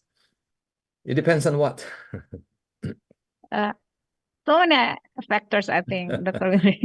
Okay, yes, but on average, other things being equal, in general, on average, would you say that 1,000 hours is enough to learn a language? Any language, English, Mandarin, Chinese, Korean, whatever. Enough or not enough? Please say enough. I think it's enough, yeah. Enough, yes. Yeah. Yes, that would be my answer too. 1,000 hours is enough.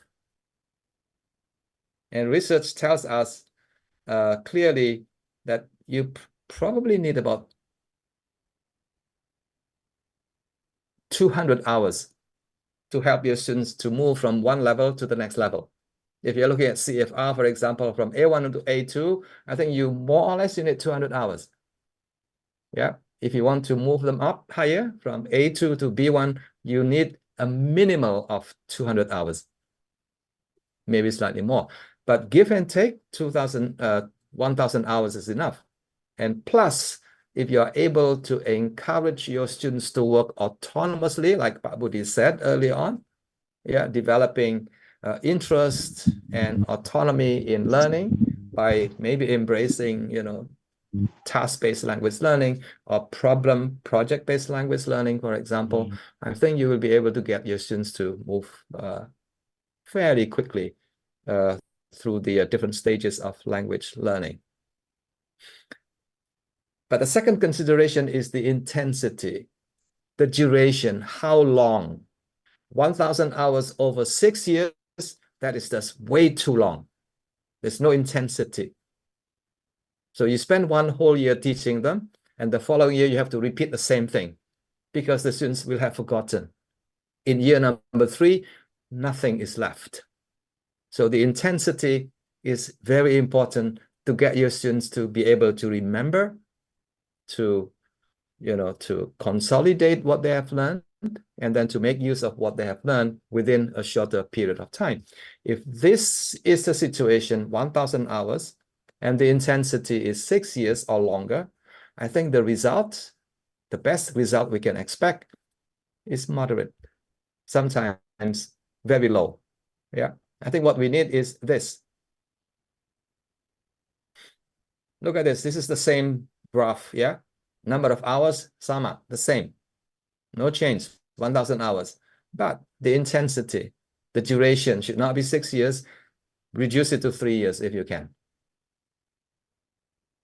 As I said early on, it has implication. If you want to reduce, the teaching of English from 6 years to 3 years, I think there's a manpower consideration or woman power consideration, different ways of doing things, different curriculum that you need and all that. But what I'm saying is that this is what we know will contribute to the development of your students' English language proficiency.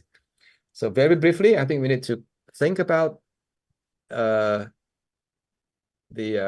quantity, the amount of instruction, but also the intensity of instruction. Again, I would like to refer to Pak Budi's presentation. Intensity of instruction can be added in if you make use of a pedagogy, project-based or problem-based learning, because that kind of project will keep the students busy on a daily basis. Yeah, they will be doing something, they'll be learning something useful on a daily basis, maybe not daily basis, maybe on a weekly basis. So the intensity can be added by making use of project-based learning. Or if you ask Romo Nani Songkares, for example, he will tell you that extensive reading is very good because that adds intensity of learning. That adds the frequency of learning, and that adds the quality of learning as well.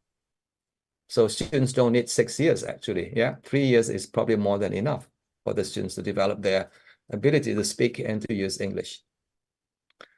Okay, so that is A. A is for amount and intensity. Next one.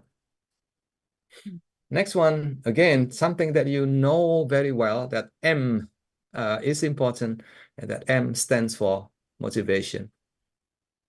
Yeah. Krisvania Putri Wardasari, are you a teacher? Yes, I am, sir. You are a teacher. Are you a good teacher? Please say yes. I try my best. Very good answer. You try your best. Yeah. My next question, please respond very slowly and carefully. Are you a motivating English teacher? I think I am well motivated and well motivated. You are a motivated teacher, but are you a motivating teacher? In other words, when you teach, your students feel motivated because of your teaching. Yes, I understand that you are motivated person. I think I both am. Yes, okay. Let me share with you why I'm asking you that question, because that is apparently one of the most important questions that we need to keep asking ourselves. Am I a motivating teacher? Because what often happens in the classroom is that you see your students, like 50 students or 40 students, the majority are not interested. The majority are not motivated. Yeah. If I were to ask you why your students are not motivated, Ibu Putri, then the answer is, well, what do you expect from my students? They're just not very interested, in learning. But today we're going to learn that when the students are not motivated, it's probably not a student problem. Ibu Chris, not Bu Putri, Chris Fania, it's probably not our students. It's probably you. It's probably me. It's probably the teacher who makes the lesson uninteresting. Yeah, who make the activities, the exercises really, really boring. It's us. It's on us, actually. So with that in mind, let me share with you what experts say about the role of motivation in language education, in language learning. This is a guy who was well known in the area of motivation in English language learning. The name is Zoltan Donye. I think he passed away 2 years ago. And this is the problem. Good people usually pass away when they're still young. I'm also a very good person, but I'm still alive. Thank God for that. Okay, now look at this. Very simple. Yeah, students with sufficient motivation can achieve a working knowledge of a second language. Yeah, working knowledge of the second language is essentially like B1 and B2. That's working knowledge of the language. Yeah. For us, I think we need to get to something higher than B1 or B2. I think C1 or C2. But for our students, if they are able to get to B1, I think you should already be very, very happy. So what he's saying here is actually telling us that if you are able to get your students more motivated, if you're able to sustain their motivation, that's another important word, sustain their motivation. Remember, language learning is not difficult, but it requires quite a bit of effort, and it requires quite a bit of sustained effort. 1 year, 2 years if they can. Yeah, not 1 week. 1 week, not enough. 2 weeks, not enough. 1 month, not enough. So sustained effort for 1 whole year, I think, bam, you will see a lot of improvement in your students' English language skills. So again, I'm going to repeat this question for everyone. Please turn on your audio and you can say this together, not just Ibu Putri, but it's for everyone. Please say it together. Motivation is important, right? Yes, please say yes. Yes. Yes, important. Yes, of course. Look at Absolute, that. yes. Yes, look at that. The power of technology, the power of microphones. The moment you have your audio on, then everyone says yes. Secondly, I know how to motivate my students. Yes, no? Yes. Yes. Yes. Yes. I'm very happy. Yes, I do. Yes. Yes, if you do, then I should stop presenting, because my understanding is that many teachers don't know. They think they know, but they don't. Yeah. They think they know how to motivate their students, but they don't. Actually, they don't know how to motivate their students. Some of us here can be very, very good at motivating our students, that many of us are not very good at it. I did a survey. Involving 300 teachers from different parts of Asia. And one big, result of the survey is that the majority say that they don't know how to motivate their students. So I'm so happy when I heard that. Yeah, I know how to motivate my students. Let's find out. My students are motivated. Again, I ask this question to a lot of teachers, and the answer usually is about 20%. These are students who are really, really internally, intrinsically, motivated. They come to your class because they really, really, really want to learn from you. They want to really improve on their English language proficiency. It's about 20%. The rest, the 80%, they're not. Yeah, you can try, you can ask your students. You're lucky if 50% of your students are interested in your lesson. Yeah. Later, ask me why your students are not interested. Now, the last question is something that we need to be willing to address. Motivation, is it a student problem or is it a teacher problem? Please answer my question. Both. Human problem. Yes, I think I think it's I the know. parents. Both teachers and I Teachers know, problem. I know you want to share the blame, It's fine, both. Both, okay, both, okay. It's a teacher problem I think so. It's a teacher problem, yes. because So- you're in charge of the class. You're the adult in the class, so I you're in like charge that. of. Yes, you are in charge and you can make a big difference in the classroom in terms of raising the students' of motivation and also in terms of sustaining your students' motivation. Remember, 80% are not interested. You can ask your students. Well, of course, if you ask them, directly in class, they will not tell you. They will say, oh, teacher, you are the best teacher I've ever had in my life. Your lesson is super interesting. No, they won't tell you exactly. Yeah. Hey, Bu Hasti dari Sarjana Wiyata is here. Good to see you, Bu. This is again from the same person. This is again,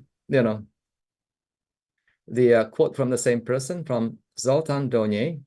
Just read this very carefully, and you'll understand why he is saying what he is saying. Ibu Putri, can you please read this for everyone? Read it slowly and use your most beautiful voice. The best motivational intervention is simply to improve the quality of our teaching. Yes, can you translate that using easy language? What is it saying actually? We just have to improve the quality of our teaching. Yes, for what? For what?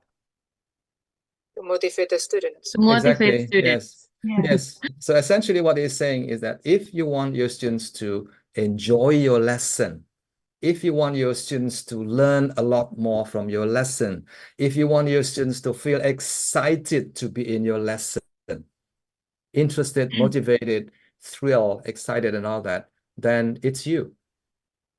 You can make it happen. But you have to make sure that your teaching is of high quality.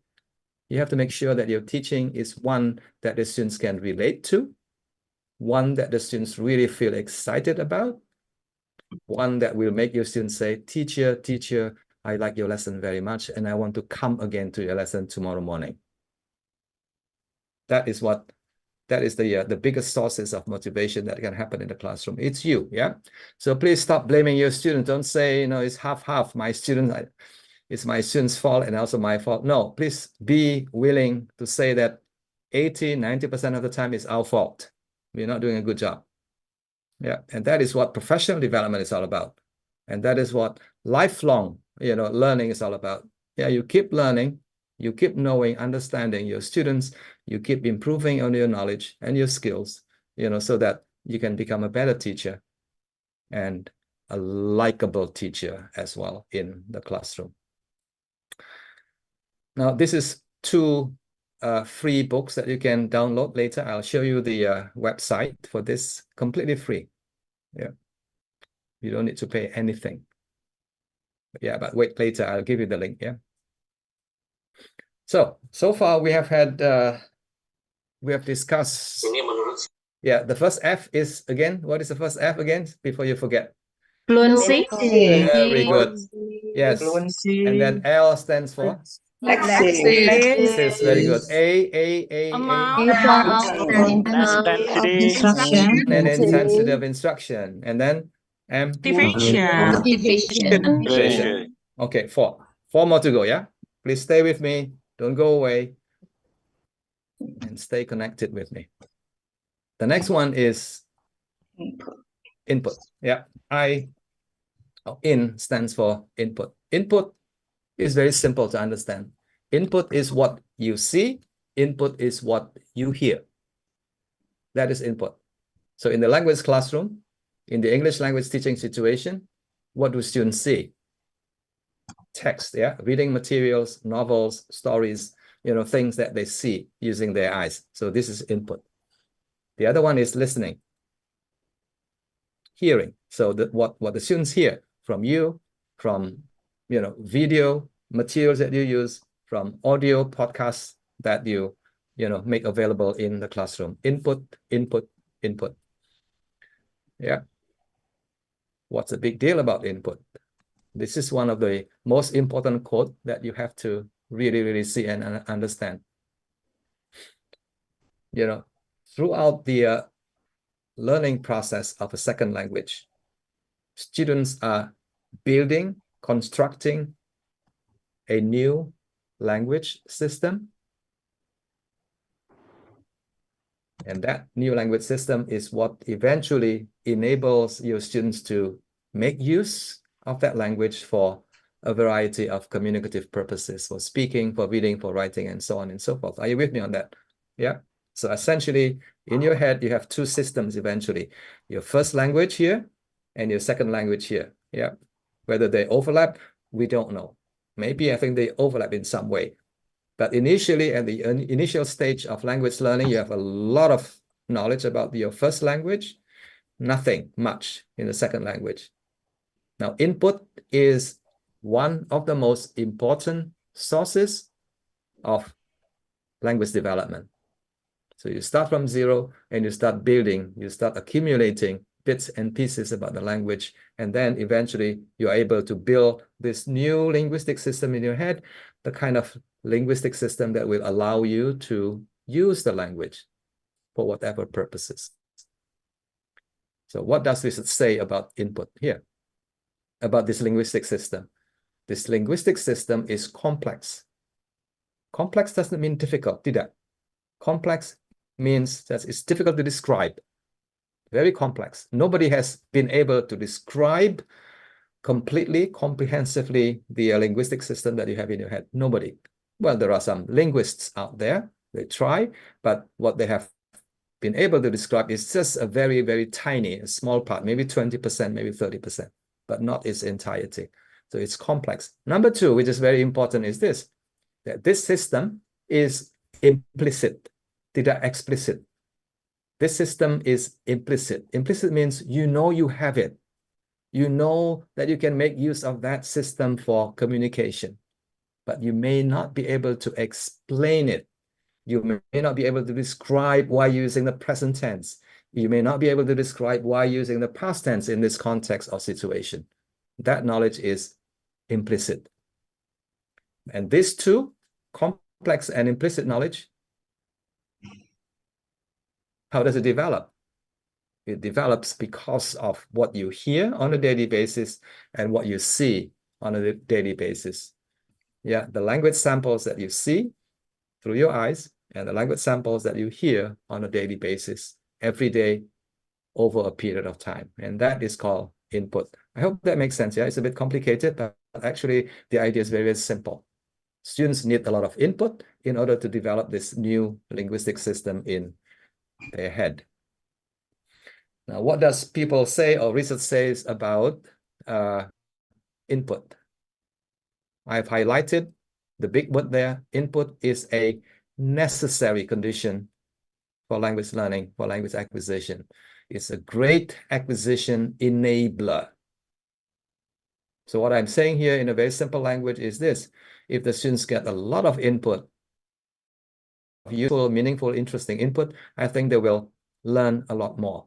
If they get a small amount of input, they will also learn a little. That's what I'm saying. Yeah. I hope that makes sense. Now reflect on this. In your teaching, for example, do you provide students with a lot of opportunities to read and to hear the language? If the answer is yes, I think chances are higher that your students are beginning to develop a very strong second language linguistic system in their head. Mungkin, maybe you need some evidence. Now, here are some examples of students and teachers from different parts of the world who have developed a very, very high level of English language proficiency, English language competence, because they have been exposed to, they have been able to see a lot of language through reading and through listening over a period of time. The first one here is she was a teenager back then from Korea. And she spoke English so well. Korea is a bit like Indonesia. Yeah, English is not used on a daily basis. In the community, you don't get to use English on the street. Now, this girl, read more than 1,000 books. And because of that, and partly because of that, her English language proficiency was so good that every time she took part in a competition, English-speaking competition, she won first prize. Yeah. Maybe you're thinking, well, people from Korea are very talented. Look at all the Korean drama. They're all beautiful, very smart. And no, I don't think that is the reason for that. Yeah. Now, here is another example. Ajahn Siripon, this lady is from Thailand. Yeah, she's from Thailand. When I met her, she was doing her postgraduate studies at Thammasat University. Bright, young girl. And when she spoke, I was like, wow, the English was so good.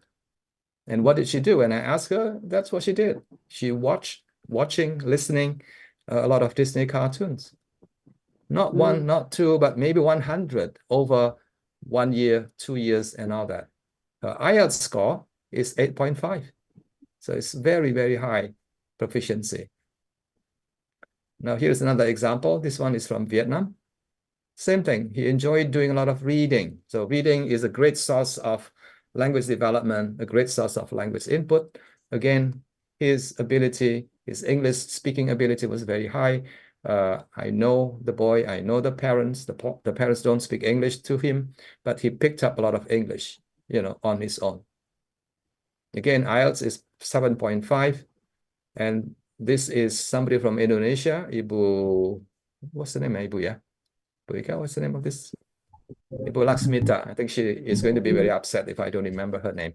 Ibu Mita from Sanata Dharma University. And here's another one from Malang, Universitas Negeri Malang. Again, these two ladies also spent a lot of time during their student years watching a lot of movies, interesting movies, the kind of movies that got them, hooked until, for them to spend the whole nights at home watching those movies. Yeah, so this is just examples of the importance of input in language learning. And input enables you and your students to develop this implicit knowledge that will eventually allow them to make use of what they have learned in real situations for speaking, for reading, and for writing purposes. Again, free books for you. I will share with you the links later on, yeah? So today I'm in a very happy mood. I'm giving away a lot of free gifts for you. Don't thank me, but thank Thank Ibu you, Eka. Pak. Yeah, please thank Ibu Eka Wahyuningsih from Jember University. Thank you. Next one. I hope you're not tired, yeah? Are you still okay? We have 3 more to go. Yes, sir. Yes. Very good. Yes. Yes, of course. I'm Okay, but okay. let's try to remember the first 5 letters of the word flamingos together. The first one is Fluency. yes. Fluency. Fluency. L is for Lexis. Lexus. Yes. Yes. Yes. Yes. A is for amount A and for intensity. amount and intensity. Of B for motivation, the last one, in for input. Yes, very good. Yes, Bu Eka, please give everyone their certificate later. Don't forget. Very good. Yeah, G is for grammar. Yeah. Remember I said early on, is grammar important? The answer is yes, grammar is important. Is vocabulary important? Yes, vocabulary is important. Between the two, vocabulary is more important. So what am I doing now? Sharing with you, principles about the teaching of grammar. Let me tell you why. Yeah, grammar has an important place. You have to teach grammar. As a language teacher, you have no choice. You have to teach grammar. The question is this. Yeah, please fill in the blank. Choose one. Grammar. Is itu pilihan A, choice A is, choice B is not. Which one? It's not. It's not. It's not. Please say it together. 3, 2, 1. It's not. I like that. not. Yes. Yes, I'm dealing with some of best teachers here in the audience. It's not. Yeah, that's not the question. This is the question. This is the issue. This guy is very good. He spent his whole, career actually talking, teaching, and writing about grammar. Name is Michael Swan, and he has written books about grammar, and that's the only book that he can write about grammar. But even then, this is his advice. Should we be teaching? Should we be teaching grammar? The answer is yes, we should. We must. Should we teach all grammar rules? The answer is no. Yeah, Bapak Ibu sekalian, teachers, please take note of this. You have to teach all the grammar rules. The answer is no. His advice, and also my advice, is teach the most useful ones. Teach the most useful ones. What about the rest? What about the rest? Remember autonomous learning? Remember Pak Budi shared with you autonomous learning? The rest students can pick up, can learn on their own. They can. Yeah, once they have had sufficient level of proficiency, then they can learn, they can pick up new grammatical rules on their own through reading, through listening, through interactions, through different ways of learning. You don't have to be the only person in the world to be teaching your students, hey students, this is a subjunctive clause, for example. No, I think that is something that the students can pick up on their own at a later stage of their learning. Now here are some examples of useful grammar, which I would call core, essential grammar. How to use simple sentences. Yeah, how to use verbs in the English language, how to ask questions, how to say no, how to say thank you, how to greet people, how to express your feelings, using very simple, basic grammatical features. You don't need something that is very complicated. Yeah. This guy on the left-hand side, I think you know who this person is, has questions for you.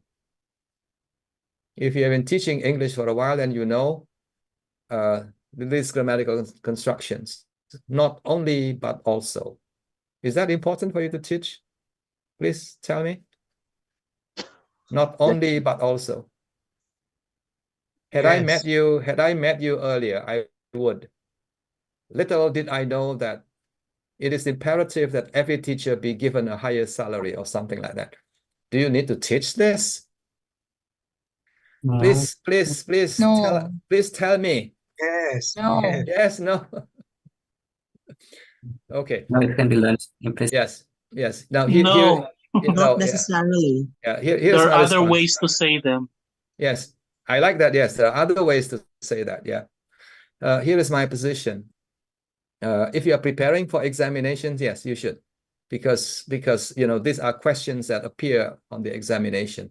But if you're not too concerned about examinations, but if your focus is on developing your students' competence, ability to use English, then this should not be given too much attention.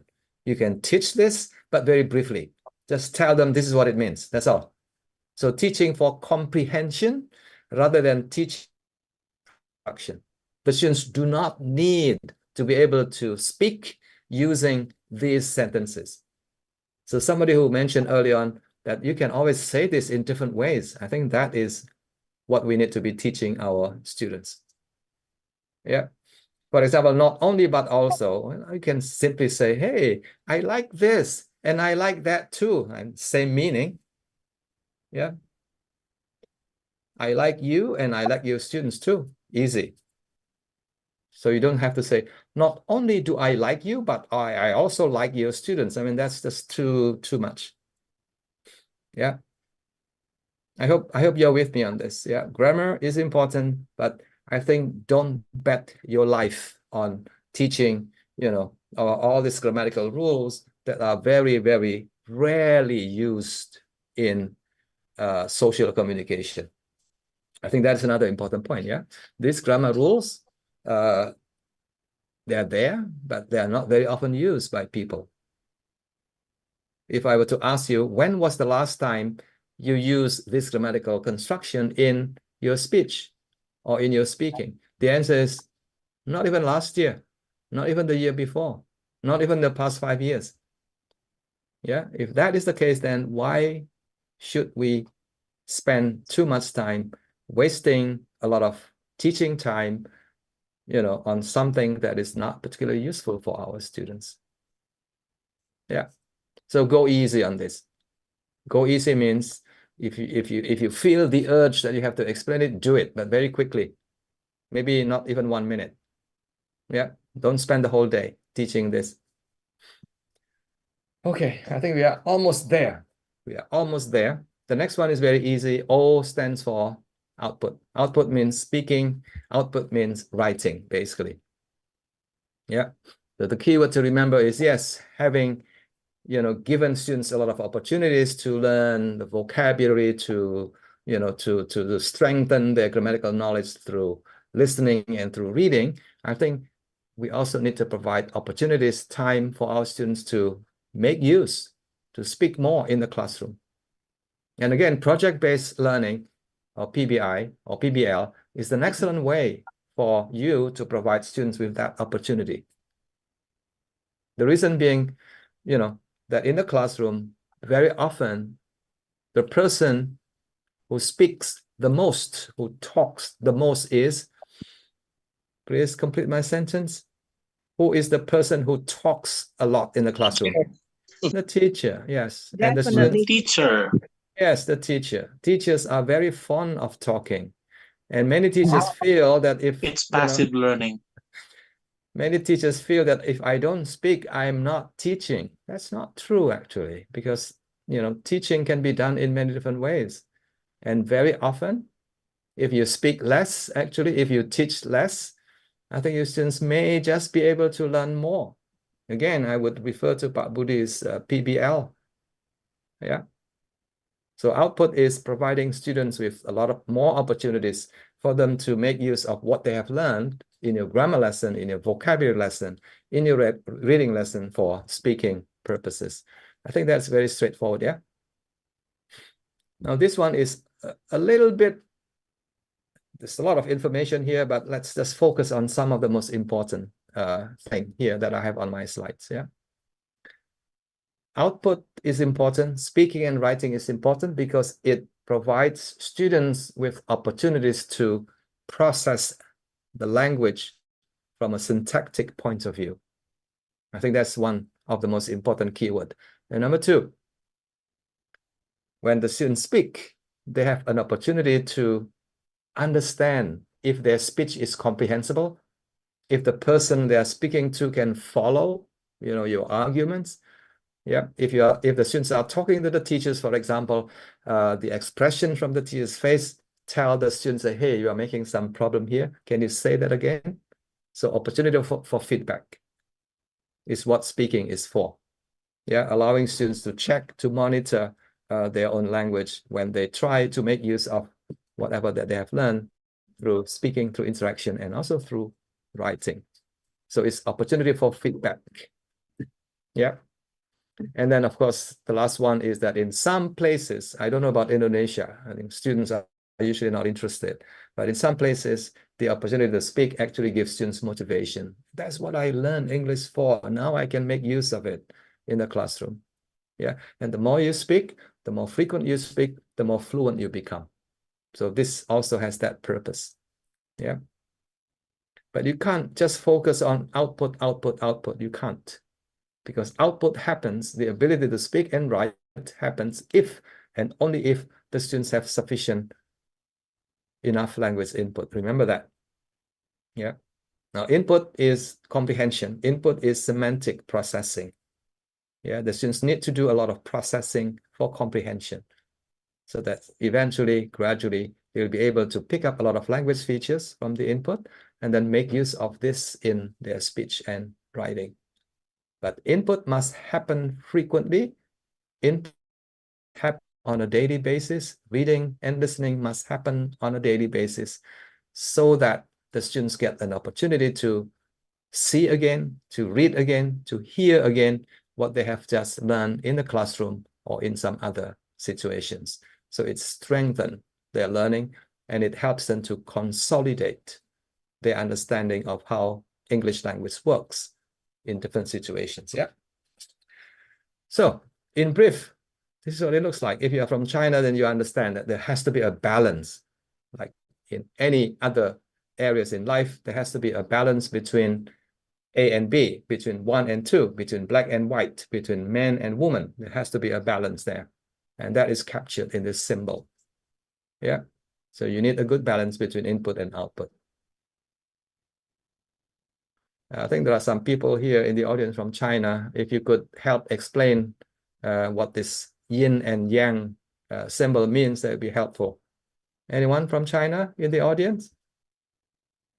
From Hong Kong? From Korea? No. Okay, later. Okay, let me skip that. This is another important idea that we need to pay attention to. The standard. What kind of standard are we looking for when the students speak, when the students write? I think today the big theme is, using standards that are appreciated by global users of English, not just native English speaking standards, but the standards that are appreciated, that are accepted by a wider English language using community in the world. So people who speak English in Japan, people who speak English from other places, Singapore, the Philippines, and Thailand, and many other places. There are two considerations today. So we should not be too hung up on native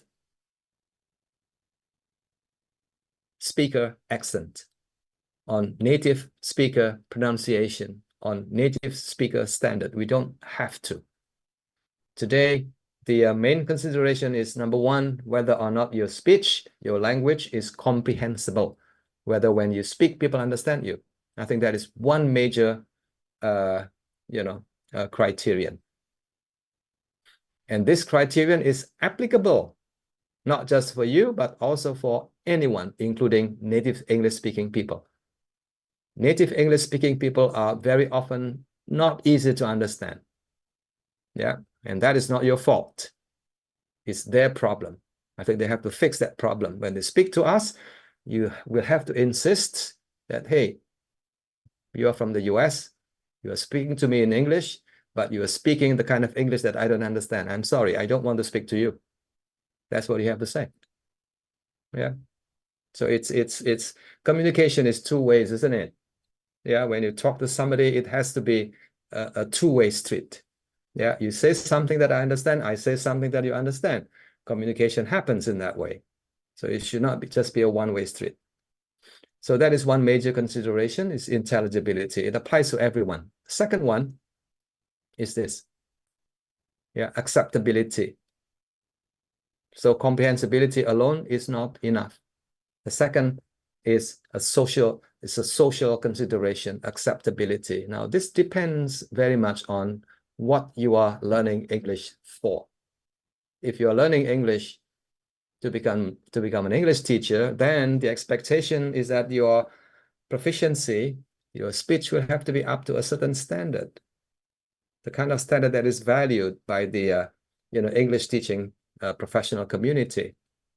Yeah, if you are a tourist guide, for example, let me say this slowly. If you are a tourist guide, your speech will have to be comprehensible, easy to understand. But number two, you don't have to have that higher level of English proficiency. You don't have to. If you want to, you can, but you are not required. But as an English teacher, I think we are required to have that level of proficiency. So there are two, again, major criterion. Number one is intelligibility, and number two is acceptability. I hope that makes sense, yeah?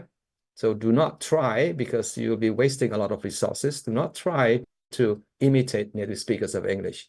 I don't think that is important these days. Ladies and gentlemen, this is the last point that I want to share with you. So 8 altogether. Now this is the last one. Flamingos S, the last S in flamingos. This is known as set phrases, very much related to our discussion earlier on about vocabulary. Let me just tell you what set phrases is all about. Well, set phrases basically is about how words are often used in combination with other words. And this word combination are the kind of phrases, the kind of clauses, the kind of expressions that we hear that we use regularly. So they are called set expressions, or they are often called lexical chunks. They're often called lexical bundles as well. And let me share with you why these set phrases, lexical bundles, are so important in language development. But first, let me share with you somebody from China, high school students.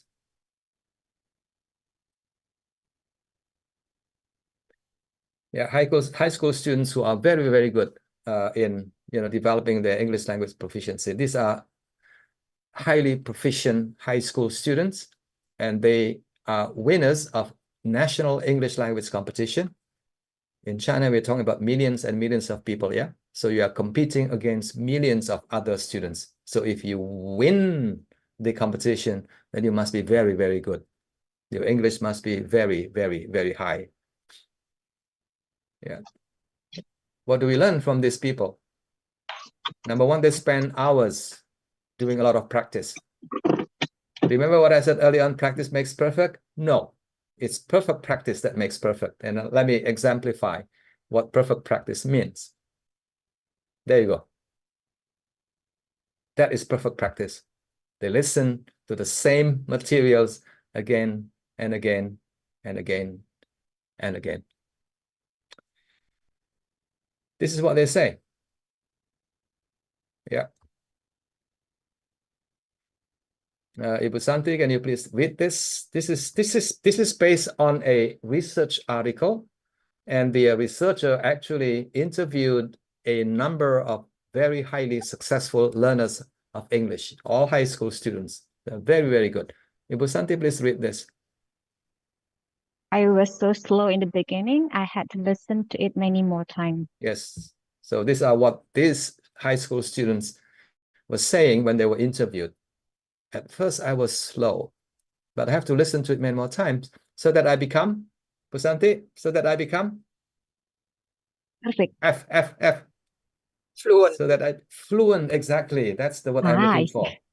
Yes, very strange, isn't it? Fluent in listening. We don't usually talk about fluency in listening. We talk about speaking fluency. But listening fluently is a fundamental, is a foundation of language learning. Santi, please continue. I gradually developed some feel for the language. Yes, I developed some feel for the language. What is feel of the language? Santi, if you remember one word that I shared with you early on, then I am the happiest person in the world.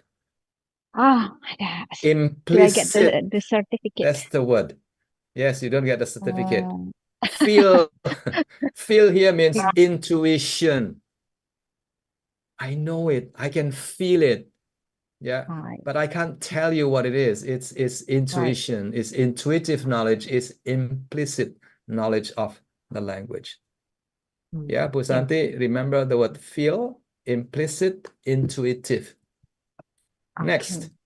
Thank you. I feel that I just have countless patterns sort of swimming around in my head.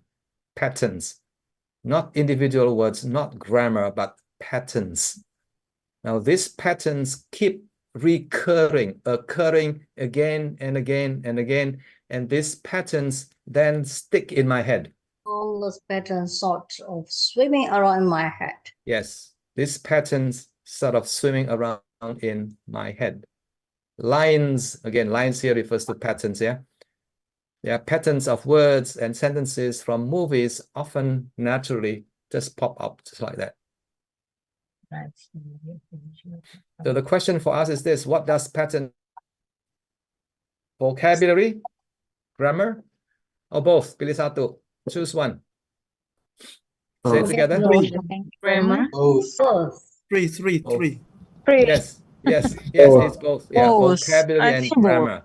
Yes, now this of words. yes, these patterns, Bapak Ibu sekalian, ladies and gentlemen, these patterns are known as set expressions. Yeah. These patterns are known as bundles. You know, they come together. The words are there, the grammar is also there, together, not separated. Yeah. So these are known as lexical chunks, lexical bundles, fixed expressions, formulaic speech, and all the other, you know, terminology that you may have seen in your reading of the. Here are some examples of these bundles. Make do with it. Jadi satu. You come together to make do with it. Make it up to you. I'll make it up to you. Please don't make fun of me. Make fun of me. Jadi satu kok itu. It's together. It's one bundle, one fixed expression. Yeah. The good news made my day. One expression together made my day.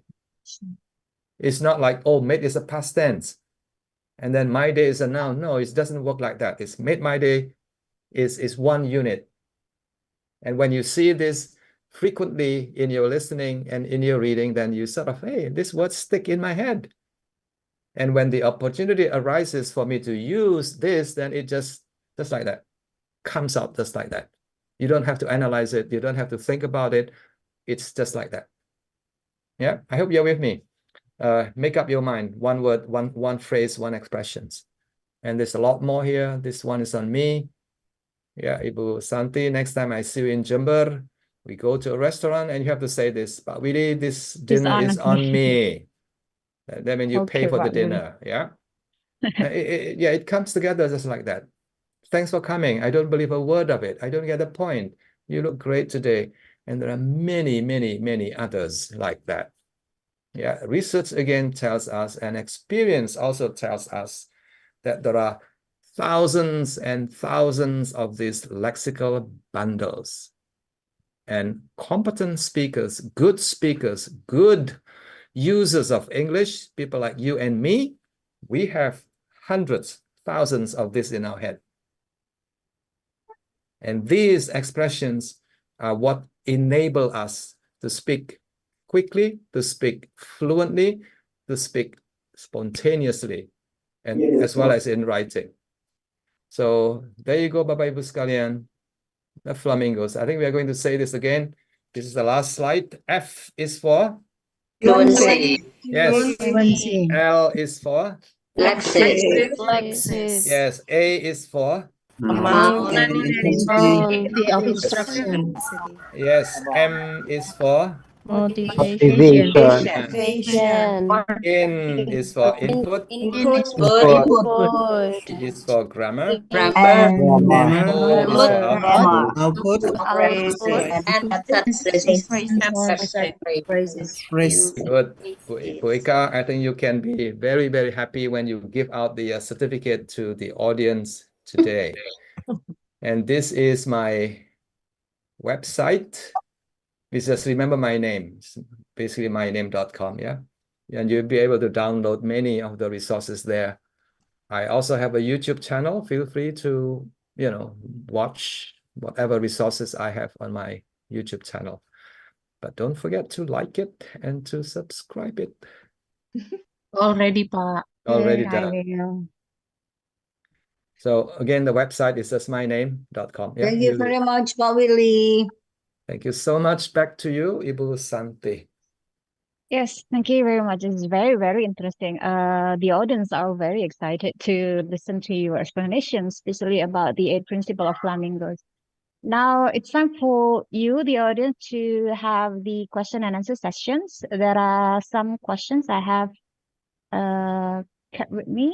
Yeah, direct question, The first please. one. Can you Okay, let people direct questions to ask questions is directly. preferable. Okay. Maybe you can raise your hand so that I can see you. Okay, we have the first one, Jack Anderson. Can you show us your face, perhaps? Okay. Actually, my name is Gustavo Khazem, a PhD student in applied linguistics at the University of Brunei Darussalam. Oh, okay. Neighbor. Brunei is our neighbor. Yeah. Brunei is quite near Singapore. Very near. Indonesia. My research interest is the psychological factors affecting language learning and teaching, including mindfulness. Do you believe that linguistic factors, including the quality of the teaching, should be preferred before non-linguistic factors, including motivation? And another question, do you think grammar... Can you say that again, please, slowly? The first question. Do you believe that linguistics factors, including the quality of the teaching, should be preferred before non-linguistics factors, including motivation, regarding the great legend Sultan Dornia's claim? Yes, I agree. Yes. Why? Yes. What's your reason? Yeah. First off, motivation is important. Yeah, but motivation alone does not improve proficiency. Motivation is important for any kind of learning, whether you learn language, whether you learn how to swim, whether you learn how to become a business person, whether you want to learn to become a great teacher. Motivation is important. But motivation alone doesn't make you a great teacher. Motivation alone doesn't make you a good language learner.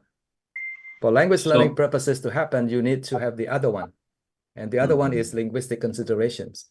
And linguistic considerations, mostly for language learning purposes, come from input. So input is where the students get to see how language is used in a different context, for storytelling, for business presentations, or whatever. The student will have to see the linguistic, elements, of English before they can actually develop their proficiency. So they sort of both go together. That's why I have 8 factors there altogether. Thank you for your question. You're welcome. Thank you very much. I'll enjoy it. Yeah, good question. Yeah, thank you. Thank you very much. So motivation is important, but it is not the only factors that can guarantee the success. Right, we have another question from Arif. Bapak Rahman. Arif Rahman, yes. Yes, Bapak Arif Rahman, can you unmute yourself? All right, sir. It's very interesting. I would like to say thank you for your wonderful, insightful materials. I would like to ask about motivations. Yes.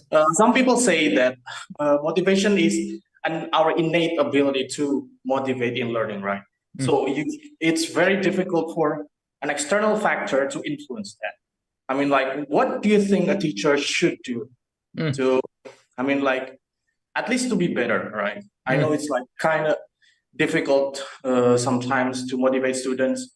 If, let's say, I've worked in like some private institutions where like usually like the higher level students, they are tend to be get bored easily. Like I understand your question. Yes. Yes, I don't know how to tackle it. Thank you, sir. Yes, I think you have a very good question there. When you say that motivation should come from within, that is true. But in the English language classroom, as I mentioned early on, or in many other learning situations, the motivation sometimes is not there. The intrinsic internal motivation is not there. If that is the case, what can we do? We have to rely on external factors, yeah? Now, external factors, I think we shared early on, we discussed early on that external factors that are most important, yang paling penting, the most important external factors that can have an impact on students' motivation is the teacher. So I would share again with you the quote from, that scholar, motivation scholar, that if you want to improve your students' motivation, if you want to increase your students' motivation, then you have to become a better teacher. But what does a better teacher mean? What does a better, good teaching actually means? Let me share with you 5 words of wisdom. And the 5 words all begin with the letter T. T. Let me share with you the first T. The first T is the teacher. The teacher is you. Yeah. The teacher here refers to how you connect with your students, how you relate to the students, how you behave in the classroom, anything that you say, anything that you do, the way you interact with your students in the classroom, the way you smile or not smile in the classroom, you have a lot of influence on your students. Yeah, maybe one big idea that I want to share with you about the teacher is this. Are you a likable teacher or not? If you are a likable teacher, don't ask this question yourself, because you will say that, yeah, of course, I'm a likable person. Ask your students whether you are a likable person. If you are likable, chances are your students will like you too. That the students will like you, the students will like your lesson, and their motivation is likely to increase a great deal. So keep asking this question. Yeah. From time to time, maybe every week, every month, check your likability index. The reason for that is very straightforward. Yes. Thank you Human very much. relationship. Yeah, human relationship is based on likability. If I like you, you like me, we become good friends. Yeah. If I like you very much and you like me very much, you become my wife or my husband.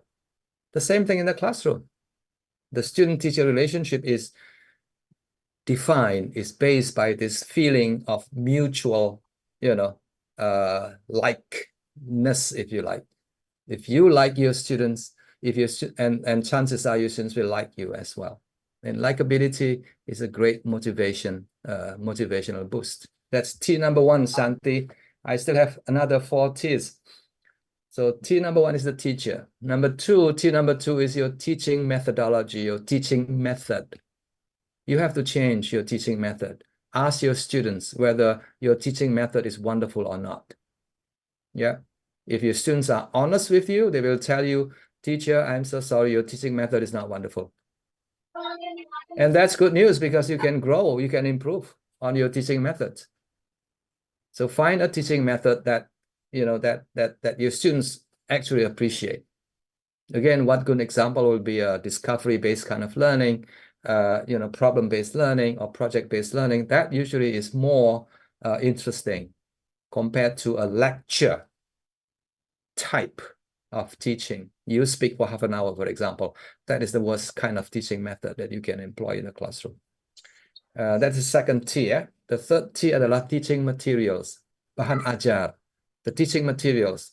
Look at your teaching materials and be open and be willing to ask your students, hey, students, look at my teaching materials. Are they exciting? Are they interesting? Are they relevant? Is this the kind of things that you want to spend more time on? Very simple things like that.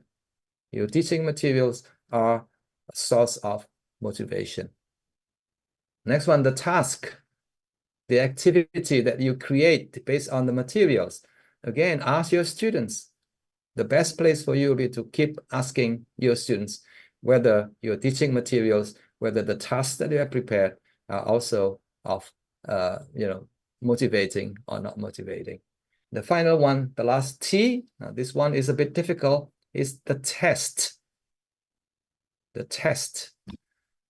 I know it's difficult to make your test motivating, but if you think about the formative type of test, if you think about assessment for learning instead of assessment of learning, then chances are your students will appreciate the kind of assessment that you do, because they can see that, hey, the teachers are giving me assessment because the teachers care about me, because the teachers want me to check whether I am at what level in my learning journey.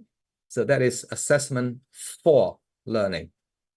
I think that this can be a bit more motivating than the kind of assessment of learning that we usually do with our students. So the 5 T's again: you, the teacher, the most important, your teaching method, your teaching materials, your task, and finally, the test.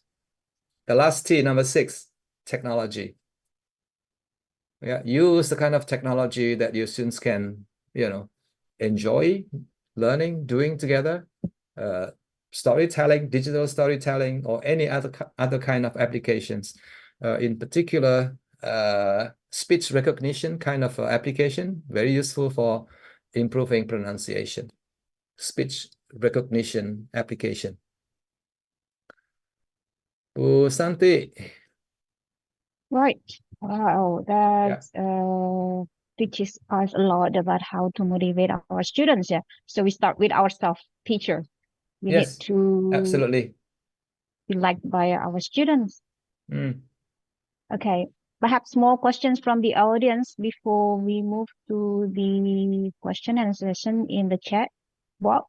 Adakah pertanyaan lagi dari Bapak Ibu? No? Okay. Yes. There are more questions actually, Pak Yuri, from the direct questions only today. Oh, direct questions only today. Chat Okay, questions it's your will chance. not be entertained today. I see. Okay. Okay. Ibu Nani. Ibu Nani. Romo Nani. Yes, Bapak Romo. Oh, Bapak. Sorry. I'm very sorry. Yes, please. You mentioned early on that input is very important, and one of the source of input is reading. Yes. Why is that reading should be easy? Why is it that listening should be easy? If we rely on easy materials, then we get loose of authentic materials. What do you think about this, Pak? Yes, very good question. Why easy? I think the word easy is synonymous to a big word in the literature called comprehensible. Comprehensible. Comprehensible means that when the students read something, they understand. They know like 95, 98% of the words, and their understanding is very good. Is that easy? You have to decide whether that is easy or not easy. There is always something, even in easy, there's always something that the students can learn from. Number one, it's a lot of consolidation. Remember, Bapak Ibu sekalian, ladies and gentlemen, learning is not a one-off thing. You learn something, you have to relearn that. You have to see how what you have learned last week is now used in different situations, in different contexts, and used for different audiences and purposes. And that is the depths of your knowledge, of your understanding of a particular language features that you have seen before in a very simple, easy material. So easy is good. But the question again, of course, is, well, if it's easy, then when the students will move up, they will. They will. As they explore other resources that are available, they will come across, something that is slightly more challenging. They will come across something that requires that they spend a bit more effort in understanding. But the starting point is always something that is easy. Bapak Ibu sekalian, ladies and gentlemen, I know teachers don't like easy. Teachers want to make things difficult for the students. And that is one of the reasons our students don't learn very much. And that's one of the reasons our students feel demotivated because everything is so difficult. Right. So that would be Thank my you very response. Right. Ramonani. Easy means comprehensible. Yes, easy means comprehensible. Another important thing, Bapak Ibu sekalian, because easy only is not good. Easy and interesting. The word interesting is very important. If something is easy and the students are not interested, they won't even touch it. It has to be easy and interesting, and it's so interesting that the students will be willing to spend more time beyond what the teacher is asking them to do. Again, that is another important point about autonomous learning. Autonomous learning can happen if the students are doing things at the right level, if they are learning things at the right level, comprehensible, easy. And number two, if the materials, if the learning is interesting. That interest is what leads to higher motivation, and higher motivation get translated into sustained effort and perseverance. It's like the students are saying, teachers, please give me more. Please, teachers, don't even ask me, because I will do it anyway, because I like it, because I enjoy doing it. So that is the secret of learning. Right. It's meaningful for the students. For the students, it may not be motivating for the teachers, but hey, that's your job. Your job is to make yourself happy. Your job is to make your students learn. Right. So it's very interesting to listen all the question and the answer from Dr. Willy. Perhaps Yes. we still have more time to let the audience to ask From questions. Thailand, Ajahn Siripan has a question. Okay. Can you raise your hand? If you don't have a question, I have a question for you. Oh, okay. No, I was just pulling your leg. Any questions, people? Anyone would like to ask another questions? We still have some time. Let's use the time very wisely, as Dr. Willy is still with us today here. May I ask Pak Willy a question? Yes. Oh yeah, Bu Eka, is it? Ibu Eka. Yeah, Pak Willy, one of the items that you gave us just now is about motivation, and I think that you are a very motivating teacher for us, and all of us, and I do believe that all of us are motivated in listening to your presentation. One thing that I want to ask you is, what should we do to become a very motivating teacher, such as what you are doing so far? Yes. Two things. Number one, please come to NIE and spend 1 year with me in Singapore. And I will tell you all the secrets. Taking course there. Yes, you can come and do your graduate studies, or you can come as a visiting scholar, spending maybe 3 months or maybe 6 months, doing your own work basically. With some support from our faculty. But more seriously, one thing to do is this. This is just common sense basically. If you want to become a person who is motivating, if you want to become a motivating, then you just need a model. You just need to look at somebody. And nowadays it's very easy. Look at video materials of how people give a presentation. Look at how people teach in the classroom. The key thing is for you to ask yourself, is there anyone that I can, emulate, that I can learn from? Who is the best in my university? I think you can start with that. Who is the best teacher in my school? And then have a conversation with that person and ask if they would allow you to sit in their class, and then just observe, take notes. And then you give it a try, teach, and invite that person to your class. And ask that person for his or her honest, opinion about the way you teach. Ask for feedback, basically. And that's how we grow. And all of us here can grow. All of us here can become better than we were yesterday or we were last year. So the belief that you can grow, that you can become better, I think that will be, the way to go. Yeah, there's this thing called growth mindset and fixed mindset. Growth mindset and fixed mindset. Fixed mindset are people who feel that, hey, I am the way I am. If the students are not motivated, that's their problem. That's not my problem. Then you're stuck because you don't believe in growth. But there are people, and you should be, having this growth mindset. The belief that you can become better, that you can become the best that you can be. Not the best in Jember, not the best in Thailand, not the best in Indonesia, but the best version of you. Maybe 2 years down the road, maybe 3 years down the road. And it's very, very possible. Yeah, every single one of you has the potential to become the best teacher that you can be. And speaking of potential, I saw this somewhere that the majority of people in the world are only using 10% of their potential. The other 90% unused, unrealized.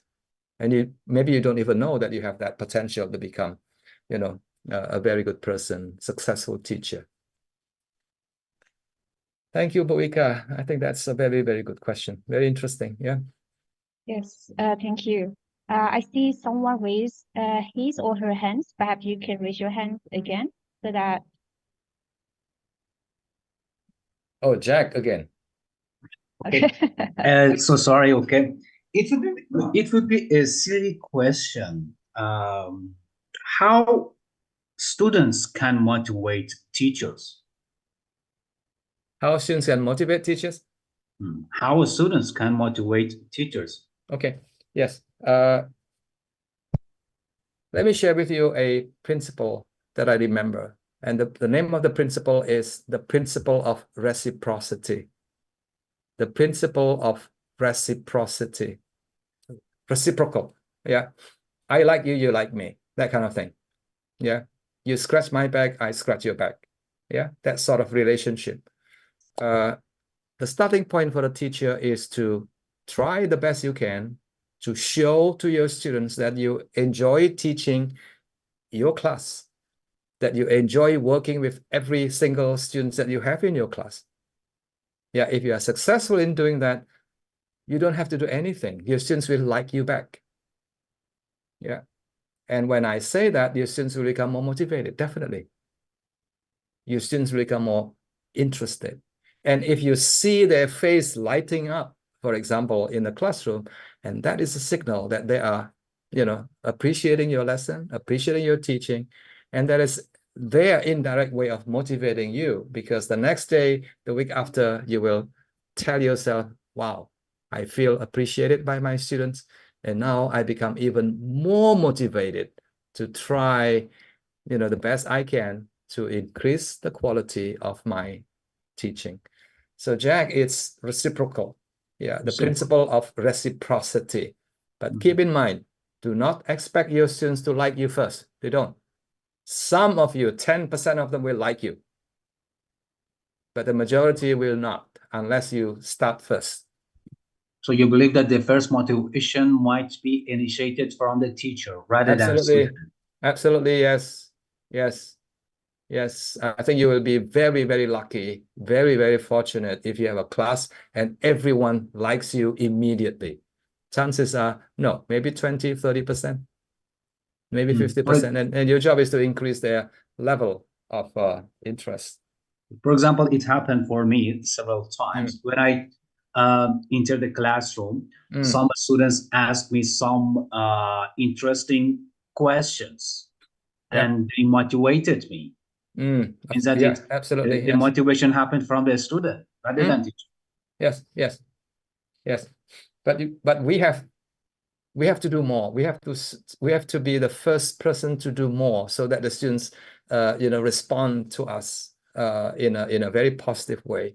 And if they do, that also sent us a very strong signal. Hey, my teaching is appreciated. Hey, my students are interested, and I become even more interested. Yeah, it's try the our best. yeah, the cycle of reciprocal relationship. Thank you very much. Sure. Yes, thank you very much for all the questions and comments. I think you have to end our sessions today. It's very unfortunate we cannot address all of the questions, especially on the chat box and the question and session. But next time you can join us in the next webinar, of course. Yes, and you're going to Before I invite me again, yeah? Okay. Okay. Yes. Okay, before we end our session today, let me summarize some of the lessons that we can learn from Dr. Will's presentations about the 8 principles of learning, because they're very interesting. And I think you need to make some notes about those 8 things. Otherwise, you're not going to get the certificate. And the 5 P's, how to motivate, to make our teaching learning process motivating for the students, for us as well as the teacher. It's the teacher in the first stage that need to be motivating so that the teaching learning process runs well. So I think that's it for today. Thank you very much. A huge thank you to Dr. Willie for spending the time with us today. And my appreciation also goes to all the audiences who staying with us until the end, up to 300 audiences on Zoom and outside YouTube, yeah, on our YouTube channel. I hope you can learn a lot from our sessions. I will return my screen to David. Thank you very much. Pak David, can you hear me?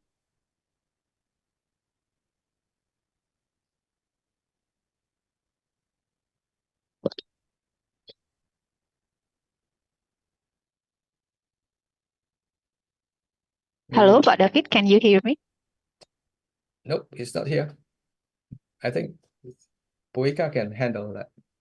Okay, Buika handles everything. Yes, I know. Yeah, thank you, Bu Santi, for having moderated Pak Willy's session. And now, thank you, the audience, all the audience, for joining this webinar. And Pak Willy, there is a request from the audience that is about your slides. So, are you going to share them with? Are you going to share your slides with the audience in this Zoom chat, or are you going to send the attached button is not there, Bu. So I'm going to send it to you, and maybe you can share the PowerPoint slides with the audience later. Yeah, we are going to send them with along with the certificate. So later on, we are going to send your slides along with the certificates. Yeah. Okay. Sounds good. Okay, Bapak Ibu, finally we come to the end of this webinar. Once again, thank you very much for all of the presenters. Thank you very much for all of the moderators. And before leaving this webinar, then we are going to share the attendance list. I think this is something that you are waiting for almost 2 hours, because if not, then I do believe that you are not going to get nothing. Yep. Wait a moment. I'm going to share the link of the certificate.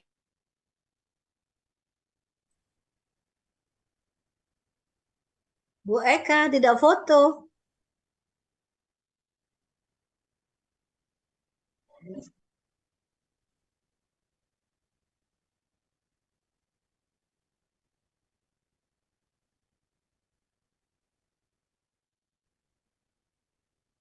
Bapak Ibu, will you please check the chat box? And I just sent you the link of the certificate, and you can fill in the form. And we are waiting to wait for you up to 2 p.m. today. So please fill in the form immediately, so that as what Pak Willy told you just now, you can get the certificate, because you have been here from the very beginning up to the end of this session. Once again, finally, thank you very much, Pak Willy. Thank you very much, all of the audience, and hoping to have you again next time in one of our webinars. And I think that's all for today's session. Thank you very much, Bapak Ibu, for having attended this webinar. And once again, do not forget to fill in the form. And we are waiting for you up to 2 p.m. today. And if you cannot fill in, or if you fill in the form more than 2 p.m. Jakarta time, then I'm afraid that you cannot have the certificate for your attendance today. Boyka, I've sent the PowerPoint slides to you via WhatsApp. Let me check. Yeah, maybe you can share, because the chat box doesn't have that attach function. I don't know why. Usually there's something there to attach, but this time. Yeah, let me do it back. Wait a moment. Okay. And how is the link for the books, Pak Willy? Oh, it's all in my website. You just go to my website. It's willyrenandia.com. Okay. Yeah, thank you, Pak Willy. It's like 100 resources there. Or maybe I can send you the link.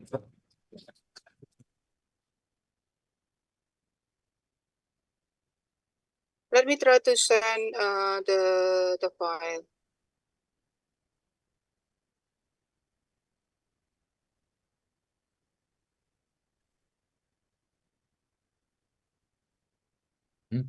Where does it go?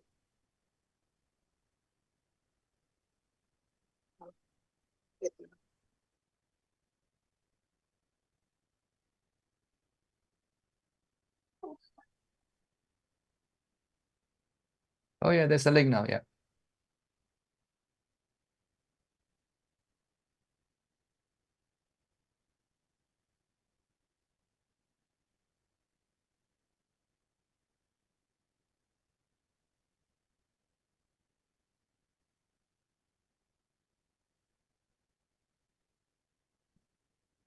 I have now attached the PowerPoint slides in the chat box. Now I can see. I can see the link now. I can see the attachment icon there now. Good. Audience, will you please check the chat box, because Pak Willy just shared everything in our chat box, and you can download the presentation, Pak Willy's presentation today. Yeah.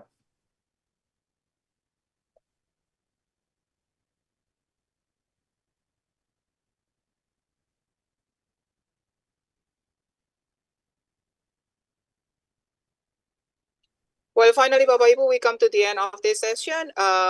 Once again, thank you very much for coming to the webinar, and thank you very much for all of the presenters and also all of the moderators and also all of the audience here. And we are so glad to have you here, and we do hope that later on when we are going to have another webinar, then you can be here with us again. Thank you very much, Bapak Ibu, for having this for coming to this webinar, and see you in the next webinar. Bye-bye. Bye-bye, everyone. See you. Thank you, everyone. Thank you. Thank you, Ibu. Thank you, all the presenters. And all the Thank you so much. Everyone. Thank you, sir, all of them.